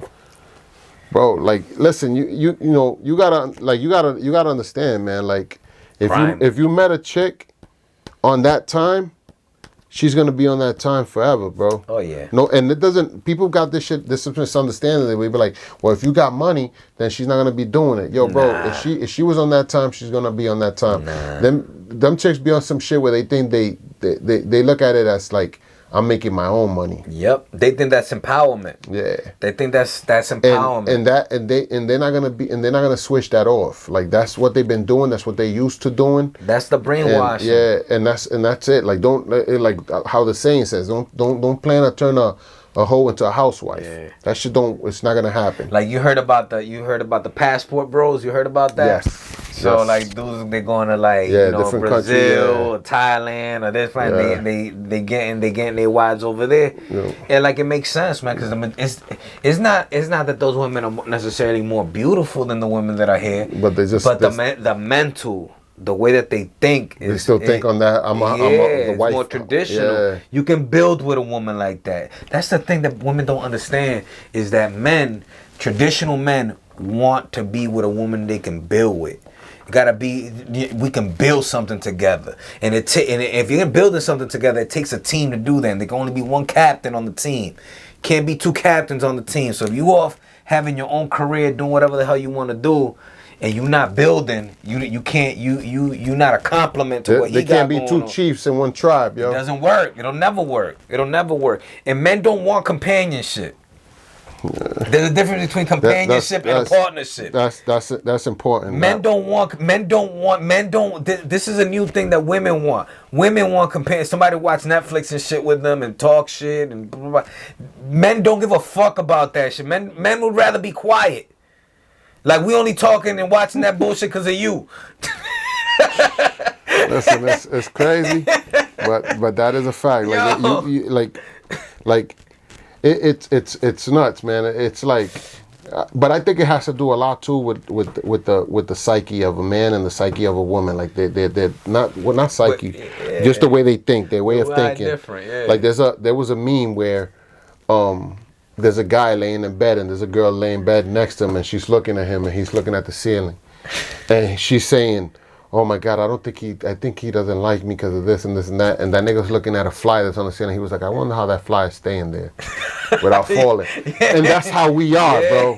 Like, we don't, like, if we good, like, we good. Yeah. If we not good, then you're gonna know, because we trying to get the fuck up out of there. Exactly. We trying to. You know what I'm saying? Like, we don't be overthinking shit like that. Like, women are overthinkers. They're emotional. Right. They're more emotional, and they're overthinkers. Yeah. Like, we don't think that we're kind of like, this is what it is. If you either down with it or you not, and that's it. And I'm gonna make my move from there on. Yo, we speak plainly, dog. We say exactly what we want. We're not using double words. Yeah. We're not fucking minting the words. We telling you exactly what it is. And it's crazy, because that's really the mentality behind it. Like, niggas ain't really, like, we don't be thinking that deep with it. It's like, yo, you either down or you not down. That's it. Like, I'm not fucking thinking about, like, I wish her hair was like softer, and we don't think like that, my nigga. Nah, no, we don't. No. Especially a dude that's settled on his purpose. Yeah. He's definitely not thinking about none of that. You trying to think about building, like, yo, how is this gonna work out where we could build something? It's a fact. That's what we niggas is thinking about. You know what I'm saying? We and men are more future based. Like, we think about a future. Yeah, we're projecting where we want to go. Yeah. This, like, the thing is that a man without goals isn't really a man. Like, Exactly. what's he doing? So if you want a dude that has that kind of a mindset, you want a man that's goal oriented, that has stuff that wants to go. And I'll hear the other side, and it'll be one of these days. Like when we build this channel up, it'll be good to have a female and have her have a talk and shit. Have a give perspective. We could start doing the walking around. We could go to the mall, bro. Let's do it. I'm with it. We could go to the mall and be like, yo, just a perspective from a woman's side. Like, what do you think about this? Because we want to get into interviews. OG Talk, we want to get interviews. We want to interview, players, different people that are industry leaders, celebrities. That's all stuff that's coming down the line. We want to get into all of that. But we definitely want to get point of views out there. But one thing is that I feel like this woman empowerment shit is a joke. How you women empowerment? How's it women empowerment? But you guys women got tricked into letting men have a vote. These trans women that are really men, these niggas, they got dicks. Most of them didn't get the surgery. They are men wearing dresses. They're just confused. How do these Sometimes they're not even confused, man. Sometimes these dudes are just pervs, man. Playing a role, right? Playing a role, man. Playing a role, listen, that's my absolutely. biggest. This is my biggest fear, man. And I said it from the beginning. I'm like, people don't understand that shit. Like, every decision that's made or that's created, you have to think of every aspect of it. You know what I'm saying? Like, I'm a person. I'm very strategic. Like, I'm like, yo. Boom, if I go over there and that nigga does this shit, I'm gonna have to shoot this nigga, or I'm gonna have to do this, or I'm gonna do that, or you know what I mean? Like, you gotta think of every scenario that could possibly happen out of that. That's being strategic. Right. So now you got a group of people that's like, yo, no, we want bathrooms where guys and guys that think they're women could go into with women. Now, how do you determine that person's mind state? You don't know what that You person can't is determine how that nigga thinks. So I could pretend I'm a woman to go into a woman's bathroom. thinking. Yeah. I'm a straight man. I like women. But I could put on a wig and put some makeup and go into a woman's bathroom that are definitely and see women naked. There's skis balls out there that are definitely on that time. There's a lot. Yeah. So now you think about this and you be like, yo, damn, this nigga's hateful. He doesn't like that community. I got nothing to do with that community. That community don't affect me. What affects me is that you're going to have weirdos that are going to be going into the bathroom pretending to be part of one of these communities. Yep. When you could just make a whole complete bathroom for that community. Just make a trans bathroom. That's it. They can have a and there's no issue. And they can have a party in there. I don't have to worry about my daughter going into a bathroom and some weird ass nigga going into the bathroom and doing something to my daughter that I can't go into the bathroom because I think like a logical person, like a normal person, I'm not gonna go into that fucking bathroom because I know there's women in there. Matter of fact, that's a solution, and then you can see, all right, where the incidents are happening. If there's incidents that are gonna happen, they're gonna happen in that trans bathroom, right? If there's weird stuff that's happening, there's gonna happen in that. bathroom. But if it happens, that's on them. Like if you went in there, that's on you. Like, yeah, you know what I'm saying? Like, but that's where the problem lies. People don't understand that there is a bigger fucking picture to this. It's just not fucking fucking red and blue. It's a whole spectrum of shit that's involved with it. Now here's a hypothetical. Now I really don't want to put you in this mind state, but I'm gonna ask you because I know you got daughters. They're a little bit older, but let's say they're a little bit young. Let's go back in time. Your daughter has to go in the bathroom, and right after you see one of these things go to the bathroom. Right, what kind of mind state is that gonna put you? No. But that's you know what I'm saying? But that's now, even now. Like my daughter's is 16, 17, and 18. Well, she's gonna be 16. Yeah. My 16 is 15, 16, and 18. Right. Yeah. No, and 19. Right. My daughter goes to my oldest one goes into the bathroom. And I see a nigga that I could tell is a dude going in the bathroom, I'm checking. Like, whoa, my nigga, where you going, bro? See? Because now you put me in a position where I don't know what's going on in that bathroom. And I'm gonna tell you right now, they're gonna try to guilt you and act like you're the biggest. Listen, I don't give a fuck what they do. I'm with you 100%. I wouldn't care either. I wouldn't care what you think. At this point, if this nigga takes advantage of my daughter in the bathroom, and the damage is already done when she comes out the bathroom. Yeah. So I'm gonna just wait for that to happen. Nah, fuck that. You're gonna lock me up right now. I'm with you, yeah. Because I I'm like, you're not understand. using this motherfucking bathroom, my nigga. I understand. Not until my daughter gets out. Yeah, it's like that. So now you creating problems. You think that you solving So now something. I'm everything that you want to throw, every category you want to throw on me. That's who I am. But here's the thing. This is how these policies have created problems that weren't problems before. These weren't issues. We had issues. This wasn't one of them 10 years ago, 20 years ago. My question is, what bathroom were they using before this? They were using the bathroom. They were using bathrooms, right? They were using the men's bathroom. Absolutely. So I don't understand why this got to be an issue now. I tell you why it's an issue. It becomes a situation. I'll tell you why it's an issue. I'm going to tell you right now it's an issue. Because we have been quiet for too long. Our voices of reason, we've been fucking guilted into not saying nothing because people are gonna say that we bigots or anything like that we intolerant and every fucking kind of fucking label to where we threw fucking common sense out the window, and now we're at this place where we're gonna have to like do it by force. Like we're gonna have to like check people at bathrooms. Bro, listen, I was watching Steven Crowder, right? Yeah. His show a while back. He interviewed a guy that was gay, and they blurred his face and shit, right? The guy works at he's a gay bartender, and he was saying, he's like, yo, I don't agree with all the shit that's going on with all like the bathrooms, the grooming and all the shit. He's like, this is not all of us agree with this. Like there's a group of people that are trying to push this agenda onto this organization. Bro, I grew up. I know my mother's brother was gay. I knew mad niggas that was gay. Yeah. That shit didn't fucking steer my direction or give. What's going on is you got a group of people that are in this shit, that are straight weirdos, that are perverts, right? That are running in these circles, and it's creating the situation where it's like, yo, we wanna get kids involved in this.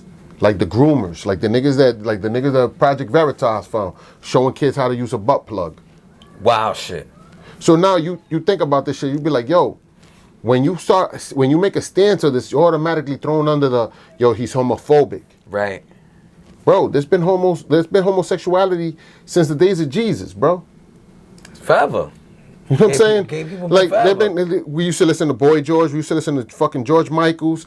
We used to fucking Richard Simmons. We fucking Elton John. Like this shit's been all these niggas been going around forever. Like you know what I'm saying? Like Walter Mercado. In the Spanish community, we have Walter Mercado with a cape on. You think what I'm saying? Like so how are we homophobic now? When these niggas were all in these days, niggas listen to their music. It's not that. It's now. We shunned them. Now what's going on is an attack. It's an attack on the youth, on the kids. Right. That's the problem, bro. And people don't see this shit. And we gotta protect them, and not for nothing, and like this whole women, like it infiltrated the women empowerment movement, the feminist movement. Like I saw that. That's another downfall. Like they tell you it's a downfall. When they get to when these feminine movements, these women hit 40, 30, 35, 40 years old, they tell you they regret doing it. But the thing is that they don't even agree with each other. You saw the Vice panel. Did you ever see the Vice panel where it was just the women talking about feminist shit? Nah. Yo, it was 40 minutes of these women just arguing with each other. Nah. It was 12 of them, and all 12 of them had different points of views. Because, check it out, they're not just feminists, right? They have to be a disabled feminist or a black feminist or a white feminist. So they all have a different reality and a different point of view of bullshit. So they can't even get on the same page. They don't even know what the fuck they want. Because then you got the feminist that's black, that's fighting for racism. Exactly. And racism towards women. Yo, it's all it's like, yo, come it's just on, all man. Everybody fighting for each other. It's that victim shit. So listen, fellas. So men, I'm talking to you. This is the opportunity, because everybody's off to everybody's like fighting amongst each other. Everybody has a different camp. If you get on your purpose, get on your deen, get focused, build something, get on that page, get. It's right there for the taking. It's right there for the taking. It's right there. Because all these groups, all these factions are all fighting for a little string to the pie. Yeah, niggas is chasing the carrot. You know what I'm saying? While them niggas is chasing the carrot, get to the prize. We could get to it. It's the lane is wide open. It's like they used to do like in Greyhound, with the Greyhound dog races. Yep. They got a little rabbit that runs around, and these dogs are all chasing after the rabbit. That's how they race, right? Yeah. So that's what's going on right now. They got the little rabbit running, and all these motherfuckers is running after the rabbit. While they're doing that, you could go to the thing and rob the tellers for the money. You know what I'm saying? That's what it's time. That's why I'm telling niggas like, yo, fuck, we're not gonna be talking about none of this crazy shit anymore. We're gonna start doing shit that's positive and addressing shit that's positive. Like me and this man, we're gonna start doing shit and we're trying to find niggas that are like-minded, that is on the same time. We're trying to interview people that are trying to make money, people that are trying to move in a positive light, trying to get into position themselves in a better place. Cause all this shit's going to shit. It is. You know what I'm saying? Just keep your morals intact. Keep your focus on. Keep your eye on the prize and move forward and shit and do things that you're supposed to do to get where you want to be. Fuck all this other crazy shit, man. All this shit is all nuts. And we got like all these little categories of people that's falling into, like, you got the black feminists, the black lesbians, the white lesbians, the white feminists, the fucking Asian feminists, the Asian fucking lesbians, the gay dude, the transgender, It's like, yo, a million categories. It's like a smorgasbord of fucking nonsense. And none of this shit is beneficial to nothing. None of this shit is beneficial to nothing. Like, none of these niggas is making money. It's all just distractions, man. So while they distracted, stay focused. Get on your purpose. Yeah. Get on your grind, doing your shit. Keep yourself, get your health right. Get your health right. Work out. Get your health right. And I'm gonna put I'm gonna upload some of my workouts up there. Why not? Let's do that. Yeah, some of y'all don't know what like. Don't have an understanding of what to do, where to start. I'm gonna give you some basic workouts to get out there, man. I've been working out for 20-something years, man. I think I know a little bit. You know what I'm saying? So we're gonna get right. Yeah, man. We're gonna start putting out shit that's gonna benefit niggas and get niggas off the bullshit, get niggas off that fucking treadmill of life. That the treadmill that niggas is fall victim to, just doing the same shit over and over and over and not seeing anything. Niggas just getting older, bro. Every year you're getting older, bro. You know what I'm saying? Like, it's time for niggas to start putting the building blocks together to leave something, to create something. Like, we're here to, like, our goal is to leave a footprint. You know what I'm saying? Exactly. Like, you can't just be you just can't go through life living like you're privileged to even be living. You know what I'm saying? Fact, like, man. So make something out of it and shit. At the end of the day, this is a beautiful place that we're in, man. There's a lot of beautiful. One of the most beautiful things in this world are free, right? A sunset.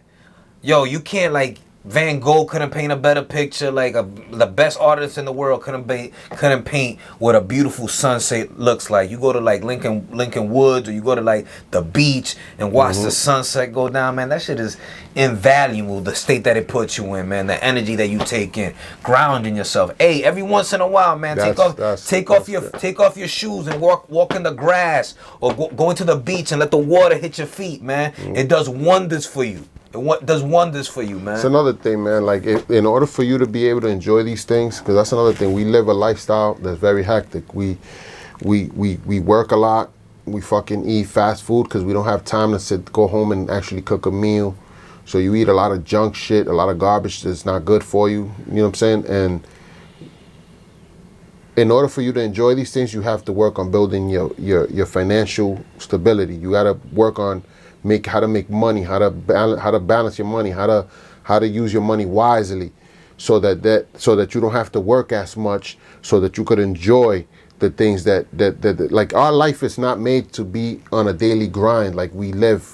Like we live, you know what I'm saying? Like, this is not a good. You shouldn't be on a rat race, yeah, man. like, this is not a good way of living. Like, your life shouldn't just be like, yo, I'm gonna live my whole life working until I get to 65 and then I'm gonna die. Yo, te quieren gastar. They want you to. They want to fucking they want to work you to your fucking. To you evaporate. But the thing is that you have a recharge, especially if you're a man and you're healthy. You got a battery that keeps on going, man. Like, you just make energy. As a man. That's our gift. That's our superpower. We actually make so much energy that Give off energy. You know what I'm saying? You got a partner, you giving her energy. Or you giving maybe several women energy. You can give off energy, my man. Yeah, nah, and to be honest with you, man, like you want to create that energy, but you want to be able to enjoy that energy as well. Like you want to put in all the hard work you need, but like grind it out so that you put yourself in a position where now you could enjoy that energy that you have. You could enjoy, like, yo, let me go to the beach on a fucking Monday when everybody's working. I'm gonna go to the beach by myself, right, and sit there and breathe the fucking ocean air, fucking thing, or take a flight somewhere and go enjoy shit. The only way you could be able to do that shit is if you fucking financially create a foundation where you're not dependent on a job 24/7 where I gotta work, or if not my check's gonna look retarded, or this. Everybody's victim to that. I'm a victim of it. Everybody's a victim of it. I'm working on getting off that treadmill. Yeah. I want to create something. I'm working on creating something where I can make money while I'm sleeping. It's a fact. If I could generate, like I was talking to my brother, and we was talking about generate, like how to make, different source of incomes.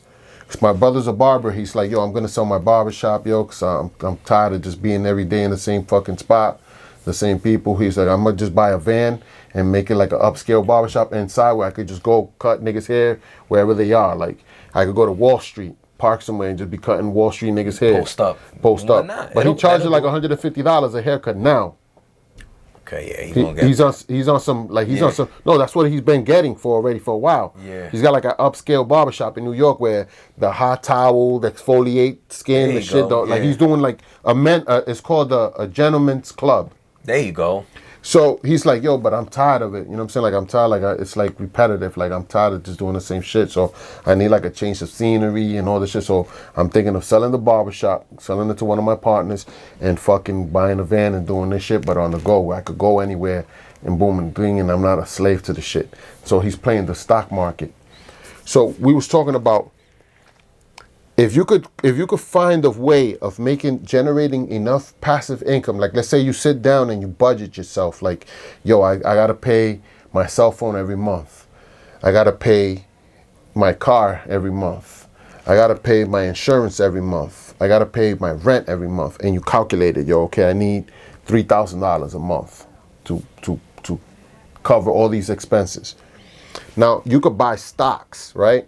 They pay off dividends. And of course, you're not going to be able to buy it all at once because it's going to be expensive. But you gradually work on building your portfolio, where now you could generate. You own part of these companies. So an example is, let's say I got an iPhone through AT&T that I got to pay every month. So I go and I buy stocks in AT&T, and I buy stocks in an iPhone. Enough stocks where it covers for the cost of that phone. Through dividends, I'm getting paid what I paid to buy it. Right. But now I'm making money every month, every quarter, or however they break down their dividends, where it's paying me back money. Now I'm making money off these companies because that's what company that I gravitate to. So like if I drink Pepsi, I'm gonna go buy stocks in Pepsi because that's gonna pay the money that I spent on that company because now I own it. You know what I'm saying? So if you create something where you create a portfolio that's giving you enough money where you could cover your expenses, now you don't have to worry about like, yo, damn, I got to come up with rent money or this. Everything's covered. Right. But now you want to do something where you could make more money. So you could get away from having to grind all the time to get a job. Now right. Your investment is working for you. Is what I'm trying to get at. So if you got seven incomes, right, and you let's say you work $2,000 a month is what you need to cover all your expenses, right? But now you're generating $3,000 a month, and now you be like, yo, I'm gonna keep fucking around because now that's gonna open you up to like, yo, now I want 4 Gs, 5 Gs. You're gonna want to improve on that. Now you got 5 Gs a month. That means your 2 Gs covers what you need, but those 3 Gs is all you. Yep. So now you can grab those 3 Gs And if you fucking fuck around with the credit cards, like, yo, I'm a fucking, I pay everything with my credit card, and then those 2 G's I grab it to pay my credit card. Now you're gaining traveling miles. So you could go travel the world, and you got money that you could use. Now you're enjoying life. Now you that nigga. Because now you're not working. You don't have to be like, yo, I gotta wake up at 6 o'clock in the morning to go do this, to do that, to do this. Now this is the true living. This is what living life is. That's where you want to be. Now you can eat good food. You can wake up at whatever time and go to a nice restaurant and sit down and eat a fucking food without worrying about, fuck, I gotta be here at this time, or I gotta do this, or I gotta do that. That's where you want to be. That's the goal of where you want to be. My father is a perfect example of that. My father works a lot because he got a business. So they say that when you have a business, you work more than when you don't have a business, but you're working for yourself. Yeah. And he has people that work for him. So like I speak with him all the time on the phone. I be like, yo, pa, take a fucking day off, my nigga. Go, like, you work, you gotta enjoy the fruits of your labor. Yeah. Go to the fucking beach and sit down and fucking do whatever. Just fucking chill there and breathe fucking beach water. Yeah.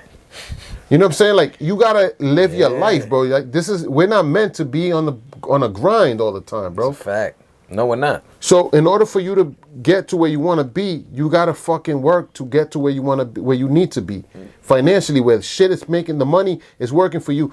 We work for money instead of having the money work for you. It's a fact. That's a fact. You dig what I'm saying? And that's the mentality that I'm on. It's like, yo, fuck this, man. I'm tired of working, bro. I don't want to be working.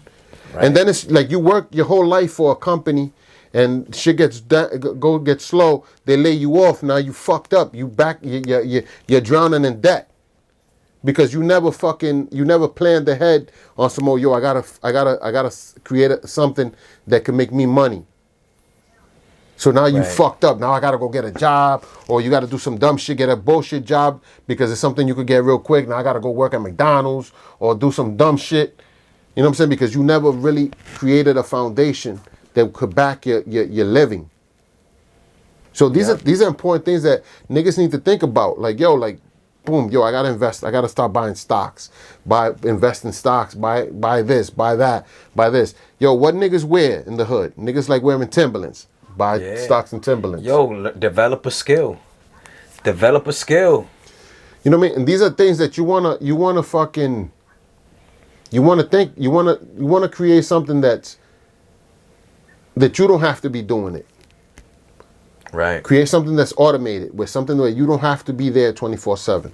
Let's say you're good at, like what we was talking about doing, the credit building program, right? Boom. I've been doing it. I do it for free. I've helped a couple of friends for free. Boom. But now I'm a charge. Monetize. Right? Why not? Because if they're gonna pay somebody else to do it, why not you? Monetize it. Why not? You know what I'm saying? So now you gotta, yo, let's go this route. Let's make this happen. Let's make this move. Let's make this move. Another thing, once you build your credit, how to get credit. Once you fix your credit, how to get credit. That's another program. Yeah. I'll teach you how to do what you got to do in order to get your shit bubbling. Now, once your personal credit is strong, how to get business credit. Right. Boom, that's another program. Now, what happens? Once you got business credit, my nigga, you just opened up a whole lane of shit. Yep. Now you got money that you can leverage to make other moves, where now you don't have to be involved. You could hire people to do it. Because you got something that's generating. Listen, you got a business. We're talking about life insurance. You get a business, right? You get your business to pay for the life insurance, and then you write off the fucking cut that shit off in your taxes. There you go. Or you have kids, right? You put them as fucking W-2 employees. You get them $12,000 a year. Yep. You write that shit off on your taxes. Yep. Because their allowance, but it's coming from a business. Exactly. They're employees, and you fucking make them work. You actually make them fucking learn something in the business, my man. Because eventually, at some point, it's gonna be their business. Yeah. So you gotta train them to know what to do to run that business. So it's everything. Everything is like a process. You know what I'm saying? But if you don't start now, then you're just gonna be behind, bro. You know what I'm saying? And that's what we're trying to get at. We're trying to, like, yo, it's time for niggas to wake up and stop being, stop chasing the fucking rabbit, bro. You know what I'm saying? Like, stop chasing the rabbit. Let's don't focus, chase the rabbit. Let's have the focus on rabbit doing chase better. you. Listen, it's right there for the taking. Everybody's fighting. Everybody's fighting amongst each other. You see mass skirmishes. You got trans people fighting. There's plenty You got of money this out shit. there. There's opportunities right out there if you get focused right now. Like, stop focusing on all the nonsense and focus on the bag. Focus on the bag. At the end of the day, my nigga, like, the only people that are affected by this shit are the niggas that's in the inner cities that are broke, that are fucked up. The rich people ain't dealing with none of this shit. They doing what they supposed Them to. niggas are traveling and doing all that shit. They ain't worried about it unless it's this niggas that are powerful, that got money, that are involved in it because they feel that it's their duty to speak on it. You know what I'm saying? But at the end of the day, my nigga, like, you gotta make sure that you secure your bag, make sure you secure your future and your kids' future, make sure your family's right, make sure their health is right, make sure you're doing good, and that's it, man. Move forward. Fuck all this other nonsense. Starts right here. All that shit is just a distraction, man. Distraction from what you need to be focusing on. Starts right. We're moving into a future now where everything's about money, bro. They got a bank. They just made a bank just did some shit where they don't got no tellers no more.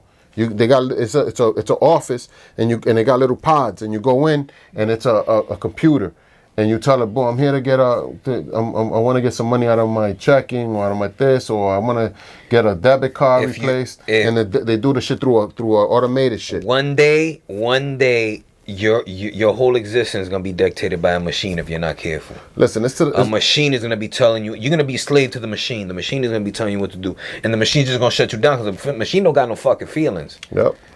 A machine ain't gonna give a fuck about your sob story. Don't give a fuck if you don't got no money. Machine is just gonna be like, nope, you're done. That's it. So it's either you create yourself, become one of them niggas that owns some shit, or become a nigga that's just gonna become a slave. You know what I'm saying? Like that's can't get any plainer, any simpler than that, man. Like, it's like, if you're getting anything out of this actual show today, is that's like, yo, it's time to snap out, wake up, yo, let's push forward, man. If y'all niggas need help fixing credit, holla at us. Hit us on the comments, or, you know what I'm saying, or hit James if you know James, or if you know me, hit me up. If you're trying to build business credit, hit us up. If you're trying to build your personal credit, hit us up. If you're trying to fix your credit, hit us up. You know what I'm saying? If you're trying to fuck around with any solar panels, like you're trying to get solar panels, hit James up. Hit me up on that. You know what I'm saying? Anything that James got a whole bunch of sources. Go ahead, man. Tell him you got mad shit going on.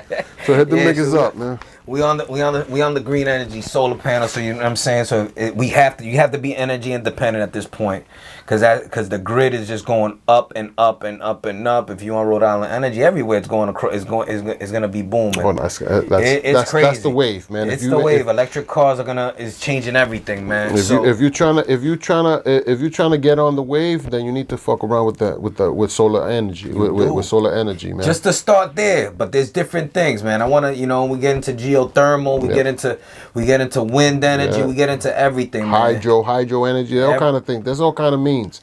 So if you're into trying to get an estimate or trying to get a system built or something like that, hit my man's up, man. He knows what's up with that shit.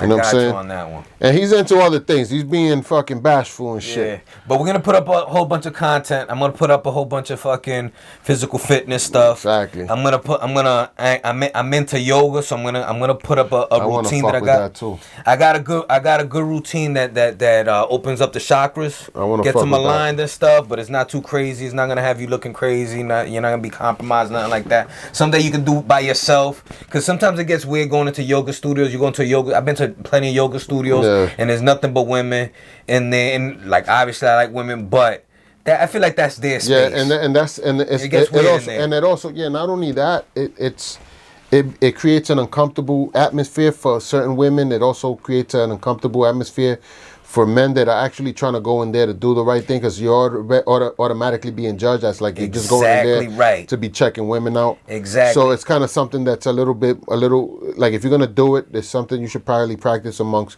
other guys if you're gonna do it. You know what I'm saying? Yeah. So I put a little routine out there. Get yourself right. Get yourself focused. I'm gonna put in, I have a lot of, I know a lot about, I get into a lot into the mind and meditation and mindfulness and stuff like that. And I'm gonna give you guys some tools that you guys can take with that, some breath work, shit that I've learned throughout the years, stuff that I'm into, man, because it really does start. You could change anything if you could change your mind first. That's a fact. If you could rewire this, then you could change your whole situation around you. You know what I'm saying? So it's important to just get on your square, get on your deem, make sure that you guys are right out there, man. Yeah, no, definitely. We definitely gotta make a couple of segments of different things, man. It's just we just gotta, we're trying to transition from just being a channel that just brings you bad news. Yeah. There's plenty of bad news already all over the internet, all over the news, everywhere. There's nothing but bad news. If you want bad news, you could just get that. Just turn on the TV and watch the news, and you get bad news. So we're trying to get people to elevate. It's time for us to move forward. Let's do better. You know what I'm saying? And the only way to do better, man, is getting all these things, or getting your health on track, getting your money on track, getting your credit on track. You know what I'm saying? And actually doing better. You know what I'm saying? So you live in your purpose, man. We doing this so you could be on your purpose, and you could be focused on the things that are actually fulfilling for you. Because I really believe, and I this has actually been a passion of mine for a while, man. I see the bros hurting, bro. Like the bros, we've been getting our asses kicked for a while, man. Just fucking following along, getting along, and now it's time to. The opportunity there is for us to get right. It's right there. It's right in the open, man. And you had people like Andrew Tate, you know what I'm saying, doing this thing. But it can't just be an Andrew Tate, you know what I'm saying, out there. All of us gotta be on it. Not everybody wants to be what Andrew Tate is. Not everybody wants to have a whole bunch of webcam girls and a whole bunch of shit like that. And not everybody, what's the word I'm looking for? Not everybody, they don't see themselves in the Andrew Tate. Right. You know what I'm saying? Not everybody lives that lifestyle that Andrew Tate dressed. He doesn't dress like the niggas dress. He doesn't live the way we live. He doesn't come from where we come. Right. So it's a little harder for you to gravitate to a person that's from a whole different spectrum of life. What he's lived is different from where you lived. So this is where we have we could fall into that spot where we could be like, yo, you know what I mean? You could do this, you know what I mean, and better yourself, get yourself out of the bullshit. I lived in New York, I lived in the Bronx in New York. My mother, I went through all kind of shit, not having electricity, not having an apartment to stay, Lights was off. all kind of crazy shit, not having food, not having nothing in the cabinets, Yep. So I lived a rocky life, you know what I'm saying? And most niggas and most people that I know have, Definitely from the gutter, man. Yeah, so it's not I don't want people to think like I'm looking down on niggas and none of that shit. That's not even where I'm coming from. If anything, I'm trying to create some empowerment. What I'm trying to push forward is a reality check. Yo, check yourself. And listen, man, I've been there. I've been blind. I've been in the place where I'm smoking every day and drinking every day and just in a fog and depressed. I don't even know that I'm depressed. I've been there. I've been there where I had my family with me, and then I didn't have my family with me. Or I had misunderstanding with family members, and they misconstrued my actions or the way that I was moving to where I became a villain. I've been there to where I felt like I walked in the room with people that I thought loved me, and I felt like everybody in there was talking about me right before I walked in there. I've been there. I know what that's like. So if you've been there and you want to see the other side of it, you know what I'm saying? Get on this journey with us. You know what I'm saying? Yo, there's everybody is capable of change. Absolutely. You know what I mean? Like what you've been through, or where you are now, it doesn't define who you are as a person. You could definitely change. If you want to change, you could change. That goes with everything. I mean, if you train your, like James was saying earlier, he was like, I try to do something every day for, what was it, 30 days? 31, yeah. I'm For doing 31 days. What that creates is a habit. You know what I'm saying? So if you do something that's good for 31 days, that becomes a normal thing for you to do. It becomes a habit. So if you, every day you strive to change something, like buy a whiteboard and put, I want to be a better person, or I want to help people more, and put it on your car. Write a little note on your car. When you're driving, you can see, I want to help somebody more. See somebody that's down and out, and you got a couple of dollars. Boom, yo, here's $1. You know what I'm saying? God bless you. I hope you know what I'm saying? Hope it helps you out. Boom. That's a good deed. The next day, do another good deed. You see somebody fucking struggling, go buy some food, hand them the food. Here, my brother, you know what I'm saying? God bless you. You know what I'm saying? I hope, things turn out better for you in the future. Boom, another person. You see another person. You got some clothes that you want to hand some. Hey, yo, here's some clothes, my brother. Here's a coat. Yep. Do things. Those are good deeds. Those are good deeds, and that'll create a habit of you doing good things. Yeah. Another thing, boom, like if you see that you're a person that you smoke cigarettes, yo, every day I'm gonna stop smoking a cigarette. I'm not gonna smoke a cigarette today. Then tomorrow, I'm not gonna smoke a cigarette today. I'm not gonna smoke. In 31 days, you'll kick the habit of smoking a cigarette. Now that money that you spend on cigarettes, it's money that you have in your pocket. That's like $150 a week. Oh, it's crazy. If you smoke it's crazy. Cigarettes, bro. Them shits That's are a crazy expensive. habit, man. So now you look at that. These are things that you could do, small, gradual improvements. Boom, like, yo, I'm gonna fix my credit. I'm gonna fucking, there's different ways of fixing your credit. You could go about it, paying everything you owe. I wouldn't suggest you to go that route. But you can hit us up for help. But let's say something like that, like today I'm gonna strive to better myself. I'm gonna learn something. I'm gonna learn a language. I'm gonna learn how to fix computers. I'm gonna learn how to fix cell phones. I'm gonna better yourself, man. By any means, learn something. Listen, man, we're not above bartering. We didn't talk about this, but I'm not above bartering. But if you have a skill, maybe your credit's messed up, but you have a skill that could help this channel out, hit us up, man. We'll talk about it. We might, you know what I'm saying? We might be able to exchange something for that. Old school, you know what I'm saying? Yeah. We're not above bartering. And not only that, man. If it's something that we could. If there's a person that's looking to change, that's actually willing to work and put in the effort and shit, I mean, you could what's the word I'm looking for? You could show your means by means of action. If you're a person, I'd be like, yo, we need a website, and you'd be like, yo, I know how to do websites.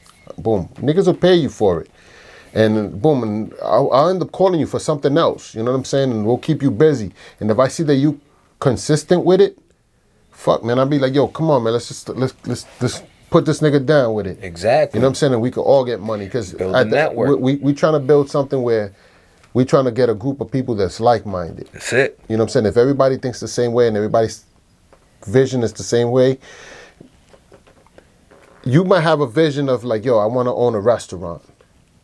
I don't want to own a restaurant, but that's a vision. It's a positive vision. It's something that's a business. Right. So I'm definitely down with, if you want to help, I'll help you. If I have the means to do it, I'm going to help you accomplish that. You know what I'm saying? Because that's good. You're doing something good. Yo, if he got a restaurant, that's what his dream is. He wants to own a restaurant. I'm all for it, because that's something that you want to do, and you're going to put your heart and everything into it to move forward. That's a sign of, yo, my man's got a restaurant. You know what I'm saying? Like, if I'm going to go eat with my family, guess where I'm going? To my man's restaurant. Facts. So I'm not going to go give the money to some other nigga. I'm going to go give it to my man, because that's my man's. He opened up a restaurant. Right. So you got to, everybody has a different path that they're trying to go to. But if everybody has the same mentality of like, yo, I'm gonna strive to fucking do good and reach my goals, we could all reach our goals together, even though we go to different paths, but we all link up together. Like he said, we're one. You know what I'm saying? If everybody thinks the same way and everybody moves the same way, and we got to get that mentality of like, yo, I got to do better than this nigga, or yo, if I hit this nigga up, he's gonna think that he's better than me, bro. Nobody's on that time over here. Yeah. Like, if you hit me up, I'm gonna fucking like, yo, my man, yo, let's do this. Let's get this paper going. Definitely. You know what I'm saying? I'm not on that time of like, yo, this nigga hit me up, and he hit me up. The nigga need, like, that's just corny. Like, that's little kid shit. Niggas ain't little kids no more. You know what I mean? We grown men, and we need to get off that shit, that hating the next nigga. Right. Like, yo, if that man makes it, I make it, bro. If I make it, he makes it. A rising tide lifts all ships, man. Exactly. A rising tide lifts all ships. I like that one. Nah, man. That's another thing. We're gonna start doing some T-shirts and shit like that, hoodies, some positive shits. Like, that's a good one. I got a few that I could throw. I got some original ones that I could throw up there, man. We could start doing shit like that. Boom, start rocking it, so we could put our shit out there. Start branding our shit. Another thing, we're gonna start we're talking about it. We're gonna start doing all these little segments. We definitely got to do the walking around and talking to people and shit like that. We definitely I want to definitely do that. Just see what people's mentality is, because I think we could, by doing that, we also could introduce people to actually things that the reality of things. You know what I'm saying? Like, a lot of this. No, we could go around asking them about the transgender bathrooms. Yeah, that, and even like history, like certain things, and like this. I realized that this country is this generation is misinformed. Well, our education system is trash, man. No, everything they taught us is fucking lies, my dude. Because there was a purpose behind it. And this school system now is even worse. Oh yeah, it's hard. So now it's like when you think, it's like the only way to get control of this country is to instill the real values of what it is to be. Family values have to be there. You know what I'm saying? So this is where this, change your way of thinking, even in the youth. These kids are like all ticking time bombs, man. They willing to kill each other like over nothing. So this is the future. They don't even like when we was coming up. It was about getting money. You wanted to look fly. You wanted to have money so you could look fly. So it was about getting fly. But now it's about clout. It's about having internet fame, bro. Having social media fame, and like it's weird, bro. It's just destructive. It's just a destructive generation, man. Like, I feel like these kids don't really see a future. Like, everything's is the present. You know what I mean? Like, you see these young kids shooting each other and shit over some gangs and all this crazy shit. And it's like, yo, man, like, that energy you could put that energy to use in something else. Like, yo, learn how to do this, how to make websites, make money, learn how to learn about credit, how to build credit, start fixing credit. There's a kid that I follow. He's not a kid. He's a grown man already, but he's younger.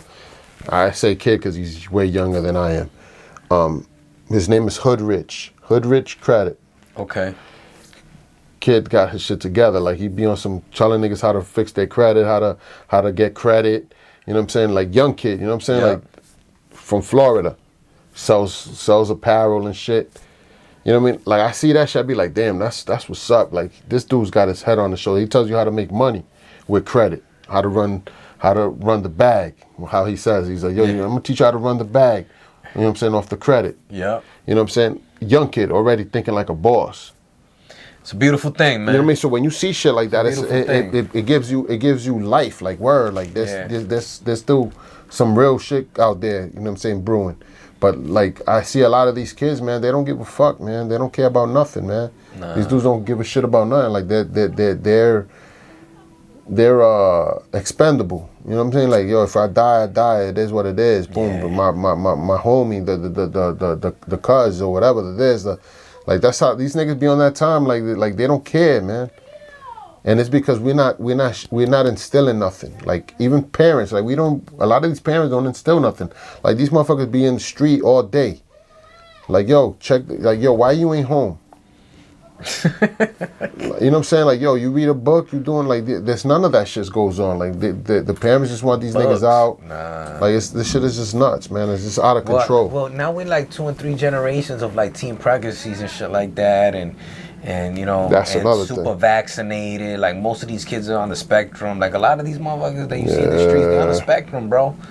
They, you know, they Aspergery. And that's the problem, man. Like we gotta fucking. But that can be that's not a death sentence.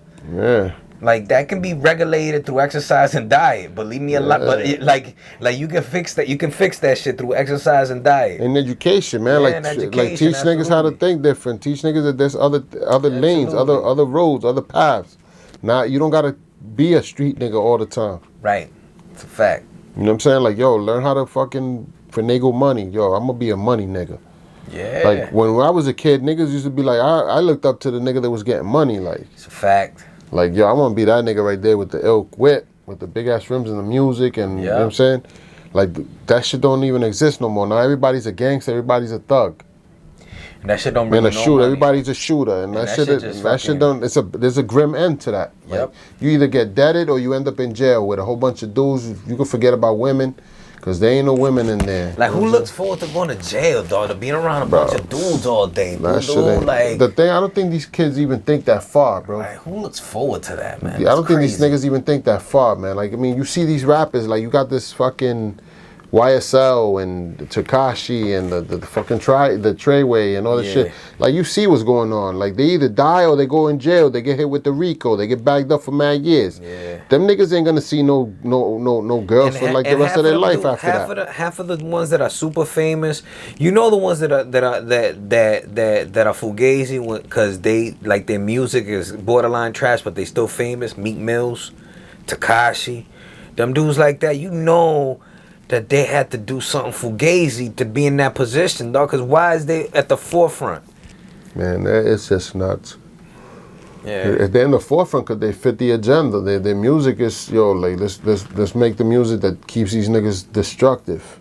Yeah. You know what I'm saying? Like, yo, like I was talking to somebody. I don't remember who I was like, yo, listen, our whole life, everything that we fucking did when we was younger was bullshit. Like niggas call their crib, their house cribs. Yeah. Call their cars whips. Yep. Whips and chains, slavery, cribs. You a child. Yeah. You know what I'm saying? Yeah. We call our women bitches. Yeah. You think what I'm saying? Like it's crazy, out. bro. We call each other niggas. It's bugged out. Yeah, sometimes you got, you know, just the vernacular, you catch it yourself, but... You know what I'm saying? And it's like, yo, you analyze that shit, and it's like, yo, man, like, we fucking glamorize the negative shit. We don't glamorize, like, the nigga that goes to college, we don't look up to that nigga. We look up to the nigga that just came out of jail. Yo, my man just came home. Right. But we don't be like, yo, my man just graduated from college. Yo, I'm proud of that nigga. Nah, we never hear that. It's like we glamorize the negative shit. We don't glamorize the positive shit. Like, yo, my man, everybody goes to jail. Every nigga in the hood goes to jail. Why we glamorizing that shit? Glamorize a nigga that took a different path and went to college and graduated and became something. Like, my man became an actor. He went to jail and became an actor, and now he's an actor and he's doing good. That's the nigga I'd be like, yo, I'm proud of that nigga. And I tell him every chance I get, I tell the nigga, I'm like, yo, I'm proud that you fucking, you know what I'm saying, you came out of the mud and became something. Yeah, man. You know what I'm saying? The rose that grew out the concrete. It's a fact. You know what I'm saying? Like, that's what niggas need to celebrate, not celebrate the niggas. We're gonna make movies too. OG Talk Media, we're gonna make some movies. Why not? Commission a movie. Start writing screenplays. Let's do shit, man. That's another thing, man. I'm gonna learn how to write a screenplay. Why not, man? I got mad ideas and shit like that. I wrote some shit. Yeah. And shit that I wanted to direct, that I wanted to record. Yeah. Because I bought the cameras and all this shit. Right. Like, that's a filming lens, the one back there, to film movies. But you gotta use the manual focus. Right. Because I was gonna be like, yo, I'm gonna create. Because there's a thing. I was watching some shit on YouTube called what was the name of the show? Money and Power, or Money and Respect. Money, Power, Respect. Respect. That's a song, Money, Power, Respect. Yeah, no. But this was, it was like money and violence. Money and Violence. These niggas became famous on YouTube. Just making little movies on YouTube. From the hood, just niggas in the hood, like real life shit, like niggas selling drugs, niggas running up in the crib, and they got bought got put on Tidal. Okay. And fucking the two dudes that did the thing got into a fallout and fucked the whole shit up. The bag up, huh? So there's that. There's another one called Respect. Power, Respect. I forgot the name of the shit, but I watch these shits and they should be like, as they go along, the acting gets better. These are regular hood niggas, you know what I mean? Like in Brooklyn, in New York, and put niggas filming and shit. Yeah. And they be good. Like I'd be like, yo, this shit is good. Like niggas be tuned onto it. Yeah. So it's like, yo, I was like, yo, I'm gonna make one of them shits, but I was gonna be like, I'm gonna make one like based on like shit that happened when I was growing up. Yeah. But like nowadays, tell the stories. Yeah, retell some stories based on today's times. Right. Because if not, then I would have to like fucking find clothes from the 80s and all that shit, and that's the whole bunch. You know what I'm saying? So I was thinking of doing something like that. That's initially what I bought all this equipment for. Right. So I was like, yo, niggas could fucking make some shit like that and just fucking film some shit and make it. There was some niggas out here doing one. Why not? And Woonsocket from Woonsocket. Why not? That shit wasn't bad neither, but they fucking stopped doing it. I could do it. Like, why not? I love to act, man. I'm a good actor. Yeah, so niggas could do that. You know what I mean? Make some shit like that. Just fucking film little things and make video. Make a it's called web series. A web series. So niggas could do that shit. You know what I'm saying? But I want to get into mad different shit, man, because I mean, like I want to open up a lot of lanes, a lot of things. Like even these young kids that's out here wilding, yo, hit us up and we make some shit, make you know, put you in a series. Yeah. Boom, like to get you off the streets, man. Maybe that shit will get you signed and you could start doing real movies and shit off the strength of just acting. Niggas will see you on this thing and be like, yo, them niggas, that kid know how to, he's a good actor. Let's put him out of there. Like, that being said, if you got some talent and shit, show us a reel. We might rap, be able to do some shit. If you rap, if you make music, whatever, boom, we'll start putting that shit out there. Yeah, absolutely. Get you up out of the hood, man. Get you start making things moving in a positive way, man. Positive light, man. Yeah. Like I'm tired of seeing these young niggas getting killed, man. It's just crazy, man. Facts. It's nuts. Like you're somebody. This somebody's kid. For real. You know what I'm saying? And dudes are just getting wasted over nothing, man. Like this not like these dudes are like they don't have no goals, no visions. It's just because there's nothing being offered them. There's no programs for these kids to get into. Hey, it's OG Talk Media. If you got a talent, send us something, man. We'll put something together for you. We'll put it on here. You know what I'm saying? We'll feature you. You know what I'm saying? But the thing, like, we'll put the music in the beginning of the show. Yo, this is some local talent. Boom, this is man. Boom, hit us, send us your information so we could tag it onto it, and boom, we'll put it out there, man. So niggas, somebody sees this shit. Like we starting off right now, but this is gonna get put out there, man. We're consistent with it, so this shit's gonna go somewhere. So we start putting it out there, and if the shit's fire, we might put the shit every episode at the end or the beginning. Boom, put the music. Nah, I mean, we talking about it right now. I'm just having ideas, but we got enough content. We start chopping up even our old videos into little snippets and shit like that. We got mad content, dog, because all of our shows been like 2 hours plus. Yeah, 3 hours, 2 hours. So we got mad content already. You know what I mean? That's another thing too. I'm working on. I'm gonna start doing color grading on the videos. Yeah. So the shit looks a little more official too. Yeah. You know what I'm saying? Everything's I've never did video editing. This is all, you know what I'm saying, as we go along. I've been just fucking learning the program, like, oh shit, we could do this and we could do that. But everything is like a work in progress, you know what I'm saying? Like you'll see as time goes, the videos start getting better. We're gonna start being in different locations, filming and all that shit. And like start making something that's gonna be like, boom, where it's like, yo, this is it. Like I wanna go to New York, because my brother be going to Styles P's juice bar. The juice bar. And he's cool with Styles P's. We could go out there and, yo, can we do a little quick interview? Absolutely. Be in there chilling with Styles P. Like, yo, this is Styles P. You know what I'm saying? You might know him from The Locks or from his solo albums. He retired. He's not making music no more. But he's into this thing, the Pharmacy for Life thing, and just fucking picking his brain. Pick his brain and shit and just fucking put it out there. Not pick his brain. I don't like that terminology. Yeah, because it's like you're like taking from somebody. Yeah. Some weird scratch shit. That. Some weird shit. You know what I'm saying? But just get his feedback on, you know what I mean, on the way he thinks and the positive movement that he got going on with far as health and all that shit. We're not touching none of this negative shit with J Hood and none of that shit. all that, the gossip and all that shit, we don't want to fucking get into that. We don't shit. want to be a part of none of that. Yeah, we don't want to create a gossip fucking. We don't want to be a part of that. You know We don't want no real negativity. Sometimes it's gonna be money. It's gonna be about money and maybe things that need to be addressed, like current state situations that need to be addressed. Like honestly, I wanna use this platform to talk to people that are getting it, man, that are making it. I want to talk to Bet David, I want to talk to Andrew Tate eventually if he gets out of jail. Mm-hmm. I want to talk to people in hip hop, the Nas and Styles P's, the dudes that made it, like icons. I want to talk to icons off of this shit, bro. No, definitely. Like we gotta create a lane so people can see like this growth. Yeah. You know what I'm saying? Like that's where this program is headed, man. You know what I'm saying? God willing, and you know what I'm saying, with the focus and dedication that we put into it. Like today was a show that I personally didn't feel like I wanted to do it today.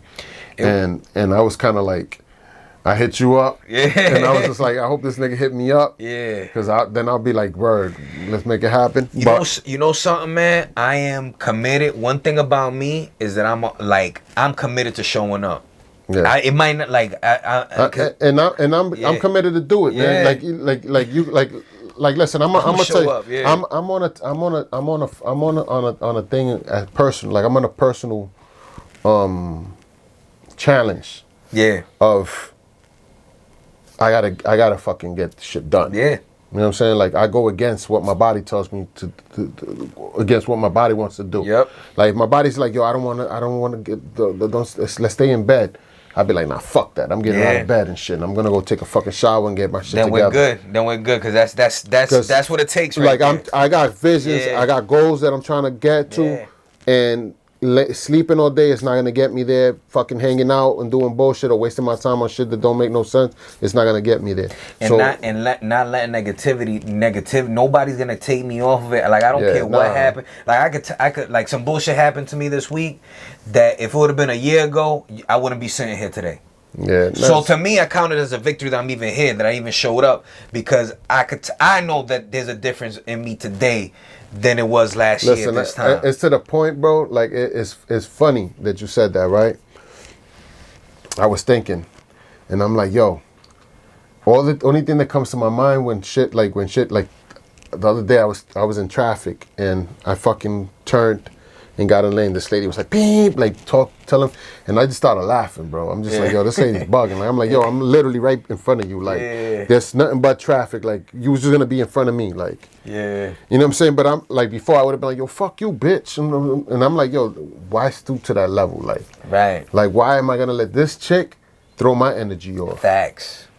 And that's what we on. You know what I'm saying? It's like, yo, that's on you. That's your person. You got to deal with that problem. Yeah. You know what I'm saying? You're not gonna throw that energy is not gonna come from your car into my car. Yeah. It's not happening. You know what I'm saying? Like, and I'm on the point, like, it's like, yo, if a nigga burnt their bridge, like niggas that burnt bridges with me, like that's it, bro. I'm not even worried about you, bro. Like I'm moving forward, my nigga. You took yourself out of my circle. I had that thought the other day. I was like, yo, these dudes, they really did some bullshit to me, but they X'd a real nigga out of real dude out of their circle. Like they burnt themselves. Like it's crazy. It's like, yo, like the benefit that comes out of like, and I'm not just saying it. This is gonna sound a little weird, a little cocky or something. Right. But like, yo, my nigga, I'm a person that's loyal. Like, if you call me, and, yo, I'm fucked up. I'm like, I got a friend of mine that he tells me all the time. He's like, yo, bro. He's like, I met this kid working with him, and he just gravitated to me. He got me a job where he worked. He fucking like the dude's like, yo, bro. Like, I got mad love for you. Like, that's how he talks to me. Like, yo, I got mad love for you, bro. Yeah. And he's like, yo, he's like, one time he went to a club and fucking got into some issue and the cops beat him up and impounded his car and all this shit. And the nigga, and he was like, yo, I called mad niggas and nobody came. He was like, you was the only nigga that I called and you showed up and came and got me to go get my car. He's like, yo, hey, I love you, bro. He's like, he calls me A. He's like, yo, hey, I love you, my nigga. He's like, you a real one. Like, you know what I'm saying? All these other niggas, I call, none of these niggas I call family, none of these niggas show. I'm a real one, bro. Like, if you need me, bro, I'm there. Like, you know what I'm saying? And when you fuck me over, bro, like you fuck yourself over, bro. It's a fact. That's like how I look at it. You lost a solid one. That's how I look at it. Yeah. You know what I'm saying? Yeah. Like I've moved forward. Like I progressed, bro. Since when you last seen me, I've progressed. And I'm not telling this to anybody in specific. I'm just saying in general. Like if you a nigga that's grimy and you do me grimy, you're gonna fuck yourself up at the long run. Because I'm a nigga that's constantly evolving. Right? You know what I'm saying? And the things and the level of things that I can help you with are endless. Yep. You know what I'm saying? So it's like you fucking yourself up. And I'm not just saying that to pat myself on the back or like to make myself seem like I'm like this fucking ill dude or whatever, but like yo, I know the character of person that I am. You know what I'm saying? And there's people that just do shit like niggas will do some funny shit for temporary fucking clout. Yeah, for clout. They do something for nothing. And then boom, that shit fades out and now you stuck with nothing. Right. Like corny. As a man, like you corny, you should have a list. Just corny. Or at least you only think temporary. You think short term. A list of things that they categorize who you are as a man. Solid things. If like somebody asks you, it shouldn't be shaky. You should know what they are. Yeah, you can't be warm. It got to be either hot or cold. Yeah. You know what I'm saying? Like, yo, this is what I stand on, and that's it. Like, you couldn't take me off of that. You not a man until you had that defined. Until you figured those things out about yourself. I like this. I like that. I like this. I like that. I like this. I don't like this. I don't like. Until you can answer those questions, my man, you're not a man. You're still a boy. We're not talking about like food or things like that. We're talking about your moral characters, the things you was raised on, the things that you see as what is respectable. These are things that should never change. Like these are things that like, yo, I grew up on being a man and fucking providing for my wife and taking care of my kids and fucking helping people that helping people and you know. And these things guidelines they can't change based around they can't based on who's next to you. Yes. They gotta be constant. That's all the time. That's because that's who you are. So if it changes around other people, then you're not real. You're not a real man. You're not you. You're not a real person. Right. Or you don't keep it real. Let's put it that way. If your shit's fucking, fucking like a seesaw up and down and shit, then you're wobbly. This is why a man should wait before he gets in a committed relationship with a woman.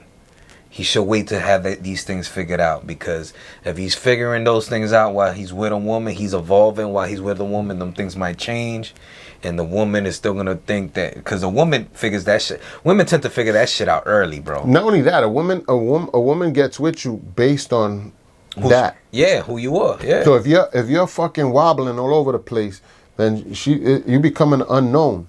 It's like, yo, who the fuck is this nigga? Like, right. I thought you was some other nigga. I created an image of somebody else, and I got with you thinking you was this other person, and you not that. You some other nigga. And you probably really feeling her, and you whatever, she's beautiful, whatever, and you trying to be what she thinks that you're supposed to be, but then you become depressed because you're trying to be something that you're really not. You're trying to fit into that mold that she created in her head of you. So, because you gave her these reasons to create this fucking image of you. And these are things that happen. This is why divorce rate is so high.